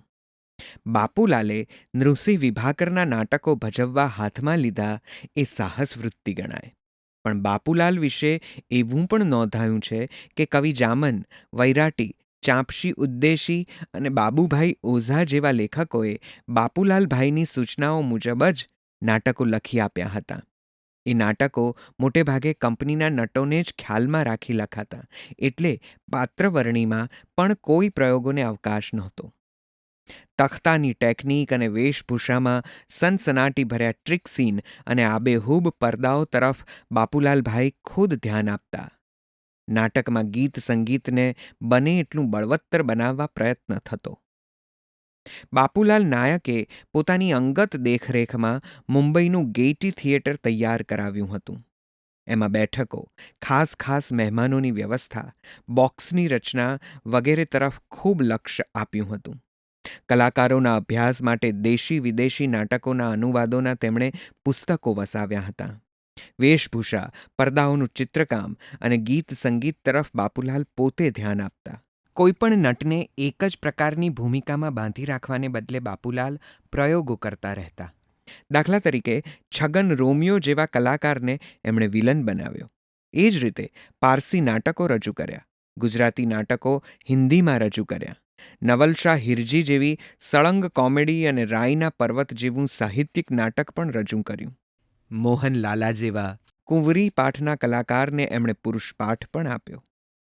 એમના માર્ગદર્શન હેઠળ તૈયાર થયેલ કલાકારોમાં મોહનલાલા, પ્રાણસુખ નાયક, મોહન મારવાડી, મુન્નીબાઈ, જોહરાબાઈ, શોભાદેવી વગેરેનો સમાવેશ થાય છે. મૂળચંદ મામા 1881થી 1934. અમદાવાદની બાજુના કલોલમાં જન્મ. શરૂઆતની તાલીમ એમણે ભવાઈ મંડળીઓમાં લીધી. 1893માં વડોદરાની ભારત નાટ્યોદ્ધારક કંપનીમાં કુંવરી પાઠથી શરૂઆત કરી. મૂળચંદ નાયક આલ્ફ્રેડ નાટક કંપનીના નટ અને દિગ્દર્શક અમૃત કેશવ નાયકના મામા થાય, એટલે એ મૂળચંદ મામા તરીકે જાણીતા બન્યા. પોતાના ભાણા પાસેથી મામા દિગ્દર્શન કલાની ઝીણવટ શીખ્યા. અનેક ભૂમિકાઓ પછી શ્રી વિદ્યા વિનોદ નાટક કંપની, આર્ય નીતિદર્શક અને આર્ય નૈતિક વગેરે કંપનીઓમાં થોડા સમય માટે દિગ્દર્શન કર્યું. પરંતુ એમની કારકિર્દીનો સુવર્ણકાળ તો લક્ષ્મીકાંત નાટક સમાજમાં આવ્યો, દિગ્દર્શકના પદે. એ દરમિયાન તેમણે પ્રભુલાલ દ્વિવેદીના અરુણોદય, માલતી માધવ અને માલવપતિ મુંજની રજૂઆત કરી. માલવપતિ મુંજ તરીકે તેમણે માસ્ટર અશરફ ખાનની વરણી કરી એ નોંધપાત્ર છે. 1928માં મૂળચંદ મામા દેશી નાટક સમાજમાં દિગ્દર્શક તરીકે જોડાયા હતા. માસ્ટર કાસમ 1906થી 1969. જન્મ મહેસાણા પાસેના એક નાના ગામમાં. બાપ દાદાનો ધંધો ખેતીવાડીનો. 9 વર્ષની કાચી ઉંમરે વડોદરામાં વાંકાનેર થિયેટરમાં કામ કરવા આર્ય નૈતિક નાટક સમાજમાં બાલવૃંદમાં કાસમભાઈ જોડાયા અને શાસ્ત્રીય સંગીત માટે અવાજ કેળવ્યો. કવિ ચિત્રકાર ફૂલચંદ માસ્તરના શુકદેવ નાટકમાં તેમણે નારદની ભૂમિકા પહેલી વખત ભજવી. અનેક નાની નાની ભૂમિકાઓ પછી કાસમભાઈ દેશી નાટક સમાજમાં જોડાયા અને ત્યાં દિગ્દર્શક પદે નિમાયા. એ વખતે તેમની ઉંમર માત્ર 21 વર્ષની હતી. માનવ પ્રકૃતિનો અભ્યાસ અને સૂક્ષ્મતમ ભાવોનું નિરૂપણ એમની વિશિષ્ટતા હતી. વલ્લભીપતિ અને સોરઠી સિંહ નાટકોથી એમને યશ મળ્યો, પણ એમનું સૌથી લોકપ્રિય નાટક તો હતું વડીલોના વાંકે. એમાં જાણીતી અભિનેત્રી મોતીબાઈને ખૂબ તાલીમ આપીને તેમણે તૈયાર કર્યા. 1946માં કોમી હુલ્લડની આગ ફાટી નીકળતાં કંપની છોડવી પડી, પરંતુ 1952માં એ ફરીથી એમાં જોડાયા. એમણે એ પછી સર્વોદય, સેવાભાવી, સંસ્કારલક્ષ્મી વગેરે નાટકોનું દિગ્દર્શન કર્યું. પૈસો બોલે છે નાટકના 500થી વધુ પ્રયોગો થયા. તેઓ કહેતા કે રંગભૂમિ નિત્ય નવીનતા ઝંખતી કલા છે. નાટક નાપાસ થાય તો સૌ પહેલાં તો એના કારણો શોધવા મથું છું. હું શ્રમયજ્ઞમાં માનનારો છું. મૂળજી ખુશાલ 1893થી 1955. મહેસાણા જિલ્લાના વિસનગર તાલુકામાં એક નાના ગામમાં એમનો જન્મ. પિતા ખુશાલભાઈ જાણીતા કીર્તનકાર હતા. માત્ર 6 વર્ષની ઉંમરે અમદાવાદની ગુજરાત નાટક મંડળીમાં ખાવું પીવું અને તાલીમ લેવા માટે માસિક ₹1ના પગારે જોડાયા. કંપનીમાં રહ્યા પછી જ એ વાંચતાં લખતાં થોડું શીખ્યા હતા. નટ તરીકેની સૌથી મહત્વની તાલીમ તેમને અમૃત કેશવ નાયકના હાથે મળી. ગુજરાતી રંગભૂમિ ઉપર મોટાભાગના નટોએ કારકિર્દીની શરૂઆતમાં સ્ત્રી પાઠો કર્યા હોય છે, કારણ કે ત્યારે તેમનો અવાજ કોમળ હોય છે. મૂળજીભાઈએ પણ એ રીતે સ્ત્રી પાઠ કર્યા હતા. 1904થી 1914ની વચ્ચે દેશી નાટક સમાજમાં તેમણે કેટલીય નાની મોટી ભૂમિકાઓ કરી યશ મેળવ્યો. એ પછી સરસ્વતી નાટક સમાજમાં તેમને દિગ્દર્શનની જવાબદારી સોંપવામાં આવી અને ત્યાં 5 નાટકોનું દિગ્દર્શન કર્યું. મૂળજી ખુશાલ અવારનવાર કંપનીઓ બદલતા, પરિણામે અનેક નટો દિગ્દર્શકોને નિહાળવાની તેમને તક મળતી. એમની નાટ્ય કારકિર્દીના લગભગ 20 વર્ષ એમણે આર્ય નૈતિકમાં ગાળ્યા હતા. એમના મહત્વના નાટકોમાં સળગતો સંસાર, વડીલશાહી, ભાવના બીએ વગેરેનો સમાવેશ થાય છે. આણંદજી કબૂતર 1905માં એમનો જન્મ ભાવનગર જિલ્લાના એક નાના ગામમાં કર્મકાંડી બ્રાહ્મણ કુટુંબમાં થયો હતો. બાળપણમાં એક રામલીલાના રામ લક્ષ્મણ વેશમાં શેરીએ શેરીએ નીકળેલું ફૂલેકું નિહાળી એમને ચાનક ચડી અને બંને મોટા ભાઈઓની સાથે આણંદજી પણ 1919માં કૃષ્ણ નાટક કંપનીમાં જોડાઈ ગયા. એ પછી અનેક નાના મોટા પાઠ કરીને 1925માં આર્ય સુબોધ નાટક કંપનીમાં મુલાણીના વિક્રમ નાટકમાં એમણે જે ભાવવાહી ભૂમિકા નિરૂપી, ત્યારથી એમના નામની સાથે કબૂતર ઉપનામ જોડાયું. મૂળજી ખુશાલ અને પ્રાણસુખ એડીપોલોના હાથ નીચે કામ કરવાનો એમને મોકો મળ્યો હતો. એમના સુરીલા કંઠે ગવાયેલા 2 ગીતો ઝટ જાઓ ચંદનહાર લાવો અને ભારી બેડા અને હું તો નાજુકડી નાર ની ગ્રામોફોન રેકોર્ડ હજારોની સંખ્યામાં વેચાઈ હતી. કોમિક વિભાગ માટે એ ખૂબ લોકપ્રિય બનેલા. એ જ રીતે 1929માં માલવ વિજય નાટકમાં આ ગામમાં તે શે રહેવાય રે મારું નામ પડ્યું છે સંતુ રંગીલી ગીત ખૂબ વખણાયેલું. એ પછી હાસ્ય વિભાગમાં મુખ્ય અભિનેત્રીનું પાત્ર આણંદજી કબૂતર જ ભજવતા. એમના પાત્ર નિરૂપણમાં ખૂબ વૈવિધ્ય હતું. સંગીત સામ્રાજ્ઞી મુન્નીબાઈ 1901થી 1966. જન્મ બીજાપુરના સામાન્ય કુટુંબમાં. બાળપણથી જ આકર્ષક અને રમ્ય રણકતો એમનો અવાજ. મુંબઈમાં એક ગાનારીને ત્યાં દાદીમાં રસોયણ તરીકે રહ્યા અને પૌત્રી મુન્નીબાઈને સંગીતના સંસ્કાર સાંપડ્યા. 10 વર્ષની વયે તેમણે વિક્ટોરિયા થિયેટર કંપનીમાં નાની ભૂમિકાઓથી કામ શરૂ કર્યું. ઉર્દુ નાટકોમાં એમની ગાયકી ખૂબ વખણાતી. હરિશ્ચંદ્ર, રાજા ગોપીચંદ, દિલ કી પ્યાસ વગેરેમાં એમણે મહત્વની ભૂમિકાઓ કરી. 1924માં આર્ય નૈતિકમાં તેઓ જોડાયા. ત્યાં એક અબળા નાટકમાં મોહનલાલા સાથે તેમની કરુણ ભૂમિકાથી મહાન અભિનેત્રી તરીકેનું તેમનું સ્થાન નક્કી થઈ ગયું. પતિ દારાશા ખરાસ સાથે મળીને તેમણે પોતાની કંપની પણ સ્થાપી હતી. માસ્ટર શનિ 1889થી 1961. વિજાપુર તાલુકાના નાયક કુટુંબના વંશજ મગનલાલ રામચંદ નાયક 7 વર્ષની વયે સુરતની એક નાની કંપનીમાં જોડાયા. અમદાવાદના દેશી નાટક સમાજમાં તેઓ વીણાવેલી, ઉદયભાણ અને અશ્રુમતી જેવા પ્રખ્યાત નાટકોમાં અનેક નાના મોટા પાઠ કરી મશહૂર થયા. ડાયાભાઈ ધોળશાજીએ શનિના ગ્રહ જેવું એમનું ઠીંગણું, ગોળ મટોળ શરીર હોવાથી શનિ ઉપનામ આપેલું. એમને દીકરા જેવો ગણી ડાયાભાઈ નાનો વારસો પણ આપતા ગયેલા. કારણ કરુણ પુરુષપાત્ર એમની વિશિષ્ટતા ગણાતી. એ પછી વાંકાનેર આર્ય સુબોધ નાટક મંડળીમાં તેઓ દિગ્દર્શક બન્યા. ત્યાં તેમની તુકારામની ભૂમિકા ખૂબ વખણાતી. 1920 પછી આર્ય નૈતિક નાટક સમાજમાં સમ્રાટ હર્ષ, રણગર્જના, જય ચિત્તોડ વગેરે નાટકોમાં ઉમદા કામ કર્યું. 1934માં તેમણે પોતાની કંપની પણ કરી હતી. મિસ મોતીબાઈ જન્મ 1915 ભાવનગર નજીક એક ગામમાં. એમની ગુંસાઈ જ્ઞાતિ સંગીત અને અભિનયની જાણકાર ગણાય. તેથી કેળવણી મામૂલી હોવા છતાં અભિનય તેમને સહજ હતો. બાળપણમાં રામલીલા અને પછી નાની નાટક કંપનીઓમાં થોડો વખત કામ કર્યું. મુન્નીબાઈની જેમ જ દેશી નાટક સમાજના એક અબળા નાટકમાં એમની ભૂમિકા પણ ખૂબ વખણાઈ. જોકે એમને ખુદને તો વડીલોના વાંકે નાટકમાં સમતા પાત્રની ભૂમિકા ભજવતા સંતોષ થયો હતો. કહે છે કે આંખ, અવાજ કે ફક્ત મોજ નહીં, પરંતુ એ પીઠ ફેરવીને ઊભા હોય તો પણ એ પાત્રમય લાગતા. માસ્ટર વસંત 1906થી 1976. ઊંઝા ગામે નાયક કુટુંબમાં વસ્તારામ નામે એમનો જન્મ.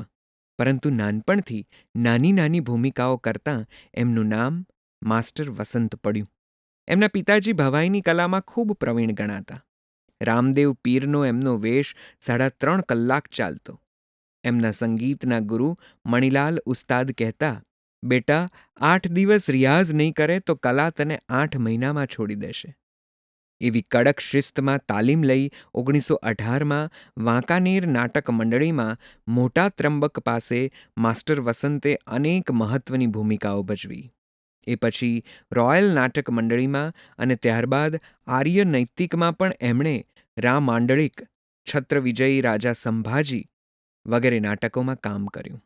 માસ્ટર વસંતે નથુરામ સુંદરજી શુક્લના ભરતનાટ્યશાસ્ત્રનો ગુજરાતી અનુવાદ વાંચી અભિનય કલા, કાવ્યશાસ્ત્ર વગેરેનું જ્ઞાન મેળવ્યું હતું. હાર્મોનિયમ વગાડવાની અને ચિત્રકામની પણ એમણે તાલીમ લીધી. 1921માં તેમણે મહાત્મા ગાંધીજીની મુલાકાત લીધી હતી. 1936થી તેઓ દેશી નાટક સમાજમાં જોડાયા. સામે પાર નાટકમાં જડ ભરત અને પૈસો બોલે છેમાં શિવપ્રસાદની તેમની ભૂમિકાઓ ખૂબ જ નોંધપાત્ર રહી. એક નાટકના શો દરમિયાન એમને સમાચાર મળ્યા કે એમના પત્ની મૃત્યુ પામ્યા છે. તે છતાં નાટક પૂરું થયા પછી જ તેઓ ઘેર ગયા હતા. માસ્ટર વસંતે થોડા નાટકો અને વાર્તાઓ પણ લખ્યા છે. સ્તબકની સંધિએ બાપુલાલ અને જયશંકરની જોડી માસ્ટર વસંત કે કાસમભાઈ, મૂળજી ખુશાલ કે મૂળચંદ મામા કે પછી માસ્ટર શનિ જેવા અનેકોએ થોડા આગળ પાછળ અને અમૃત કેશવ નાયકે આ બધાથી થોડા વહેલા પરંતુ એકંદર આ જ ગાળા દરમિયાન ગુજરાતની જૂની રંગભૂમિના દિશા, ગુણવત્તા કે વળાંકોમાં જે પ્રદાન કર્યું, એમણે જે પ્રકારના નાટકો તખ્તા પર રજૂ કર્યા, નટોને જે રીતે તાલીમ આપી, તખ્તા ઉપર કે નેપથ્યે જે નિર્માણ આયોજન કર્યું, એ બધું ક્યાંક ક્યાંક અલબત્ત તેજસ્વી જણાય છે. પરંતુ એકંદરે જોવા બેસો તો 1922થી 1938 વચ્ચેના ગાળામાં અન્ય દેશોના થિયેટરોમાં દિગ્દર્શકની જે ભૂમિકા વિકસિત થઈ હતી, એની સરખામણીએ જ માત્ર નહીં, પરંતુ ગુજરાતી ભાષા, સાહિત્ય, નાટ્યલેખન કે એકાંકીઓમાં પણ જે કંઈ બની રહ્યું હતું તે દૃષ્ટિએ પણ એ બધું કામ ચીલાચાલુ, બીબાઢાળ અને અતિરંજક નાટ્ય તત્વોથી ઠાંસોઠાંસ કેમ રહ્યું, એ ખરેખર વિશ્લેષણનો બહુ મોટો મુદ્દો બની રહે છે. તે છતાં મુખ્ય નટ એટલે દિગ્દર્શકનો આ સ્તબક ગુજરાતી રંગભૂમિના જે મુખ્ય પ્રવાહોનો એક સમયગાળો માત્ર છે, એ પ્રવાહમાં મુઠ્ઠીભર નિષ્ઠાવાન વ્યક્તિઓના કોઈને કોઈ ક્ષેત્રના તેજ લીસોટાઓથી વધુ કશું હાંસલ ન થઈ શકે એવો રહ્યો છે. એમ તો 1898થી શરૂ થતા નટકેન્દ્રી સ્તબકનું આ વિસ્તરણ જ છે અને એટલે તો 4 દાયકા સુધી વિસ્તરતા આ સ્તબકમાં નાનાશા સર્જક મથામણના સ્તબકને જુદો પાડી પછીના સ્તબકમાં દિગ્દર્શકનો હોદ્દો પામવાના મુખ્ય નટના પ્રયત્નોને જુદા ઉપસાવી ગુજરાતી થિયેટરની એ મથામણને તપાસી જોવાનોય અહીં ઉપક્રમ રાખ્યો હતો. રિહર્સલ માસ્ટર 1939માં પ્રથમ ગુજરાતી રંગભૂમિ પરિષદ ભરાઈ. એ વખતે ફરીથી આ થિયેટર અંગે ગંભીર ચિંતન થયું. નવી રંગભૂમિએ પણ એ વર્ષે એક મોટો વળાંક લીધો અને એ પછી અન્ય અનેક વસ્તુપરક ઓબ્જેક્ટિવ પરિસ્થિતિઓ અને પરિબળો, બોલપટોની વધતી જતી લોકપ્રિયતા, નવી રંગભૂમિ માટેની મજબૂત જેહાદ, બીજા વિશ્વયુદ્ધ પછીનું સામાજિક પરિવર્તન, દેશની અને ગુજરાતની હાલક ડોલક રાજકીય પરિસ્થિતિ ને પરિણામે જે નવી સંચેતના જાગી રહી હતી, એમાં જૂની ગુજરાતી રંગભૂમિ કદમ નહીં મિલાવી શકે એવું અનેકોને લાગવા માંડ્યું હતું. બીજી બાજુ લેખકોને ઝુકાવીને હુંકાર કરતો શેઠિયો નટની સાથોસાથ એની ભૂમિકાને હવે ખરીદી લઈ શકતો, જરૂર પડે તો એને દિગ્દર્શક બનાવી એને વહીવટમાં સામેલ કરી, કંપનીના માળખામાં 2-4 આની ભાગ આપી થિયેટરના નટકેન્દ્રી માધ્યમને ઓહિયા કરી જવા માથું ઉંચકી લેતો. વ્યવસાય સફળ થાય તો આર્થિક સલામતી મળે, પરંતુ એ વ્યવસાય માટે પણ આર્થિક સદ્ધરતા જોઈએ અને આ સદ્ધરતા એટલે કંઈ નાટ્ય તત્વની સમાજની સદ્ધરતા તો નહીં ને નહીં જ. એટલે તો 1938માં પ્રસિદ્ધ થયેલ ફિરોજ શાહ રુસ્તમજી મહેતાના એક્ટિંગના હુન્નરનું વહેવારું શિક્ષણ પુસ્તકમાં દિગ્દર્શકના પર્યાય તરીકે રિહર્સલ માસ્ટરનો હોદ્દો, બિરુદ કે જવાબદારી તત્કાલીન થિયેટર કલાની વાસ્તવિકતાનો આપણને ખ્યાલ આપી દે છે. એમણે પૃષ્ઠ 255માં લખ્યું છે કે ન ઘટે ત્યાં ગાયન, ન જોઈએ ત્યાં વાદન અને નાચની ઠોકમ ઠોક આજકાલના નાટકો 1938 પહેલાંના માં બેસાડી દીધી હોય છે. નાટક વચ્ચે પણ ફાર્સ અને ફાર્સમહીં પણ ગાયન વિના ચાલે નહીં, એટલે અસ્વાભાવિકતા ઉભરી નીકળે એમાં નવાઈ શી? આપણી રંગભૂમિના રિહર્સલ માસ્ટરો ખેલનું ખરાપણું ગુમાવી દેવાય તો પણ સુધરવા માગતા જ ન હોય તેમ ખુશખુશાલ છબરડા કરતા ફરે છે. એની ચિંતા નથી નાટકકારને, સૂત્રધારને કે એક્ટરને. ખૂન કરવા કાજે હાથમાં ખંજર ઊંચકાઈ રહેલું હોય ત્યારે ગાયન અને ઝેર પીને મરવા પહેલાં પણ ગાયન. ખેલ મધ્યે તાણી તૂણીને લઈ આવવામાં આવતા કંગાળ કુરિવાજો હવે સદંતર બંધ થઈ જવા જોઈએ. આ પુસ્તકમાં વન્સમોર પટુ નટને એવી સલાહ તેમણે આપી છે, પૃષ્ઠ 102માં, કે મરી ગયા પછી ઓડિયન્સના વન્સમોરને ખાતર જીવતા થશો નહીં. જો કે આ પુસ્તક એ વખતના કેટલા નટોએ કે કંપનીના માલિકોએ વાંચ્યું હશે એ વાત પણ એટલી જ શોચનીય રહે છે. પ્રેક્ષકને તો 8-9 દાયકા પહેલાં મનોરંજનની જે લોલીપોપ પકડાવી દેવામાં આવેલી, તેમાં તંદુરસ્ત ચોકલેટ કેવી હોય એની કદાચ ખબર નહોતી. એથી નાટક જોવા આવતી પેઢી કે આખા સામાજિક વર્ગમાં રસ રુચિ ન કેળવાયા હોય એ સહજ જણાય છે. નૃસિંહ વિભાકર સામયિક રંગભૂમિમાં, નરસિંહરાવ દિવેટિયા અભિનય કલા પુસ્તક 1930માં, કે આ ફિરોજ શાહ મહેતા જેવા નાટ્યવિદો, સાક્ષરો કે હિતચિંતકો અવારનવાર બળતરાના બળાપા કાઢતા અને કોલેજ કન્યા જેવા પ્રયોગો સામે ચળવળો કરતા, તો પણ અતિરંજકતાની પૂંછડી સીધી ન જ થઈ. ગાય બજાવીને કહેવાયું છે કે એક કંપની નાટકશાળા હતી અને તે છતાં ગીત સંગીત અને સંવાદોની છટા અને અદાકારીથી વિશેષ દિગ્દર્શક કેન્દ્રી આ સ્તબકમાં વધુ કંઈ પ્રાપ્ત થયું જણાતું નથી. કારણ કે જે તે કંપનીની પ્રણાલી, પસંદ થયેલું નાટકનું માળખું અને પ્રેક્ષકોની રૂખ પ્રમાણે આર્થિક સફળતા હાંસલ કરવા દિગ્દર્શન સહિતની થિયેટરની અથથી ઇતિ સુધીની પ્રવૃત્તિ ચાલતી હતી. એમાં આખા થિયેટરનું દિગ્દર્શન કરી શકે એવા કોઈ વલણ, વ્યક્તિ કે વળાંકની અપેક્ષા જ ક્યાં રાખવી?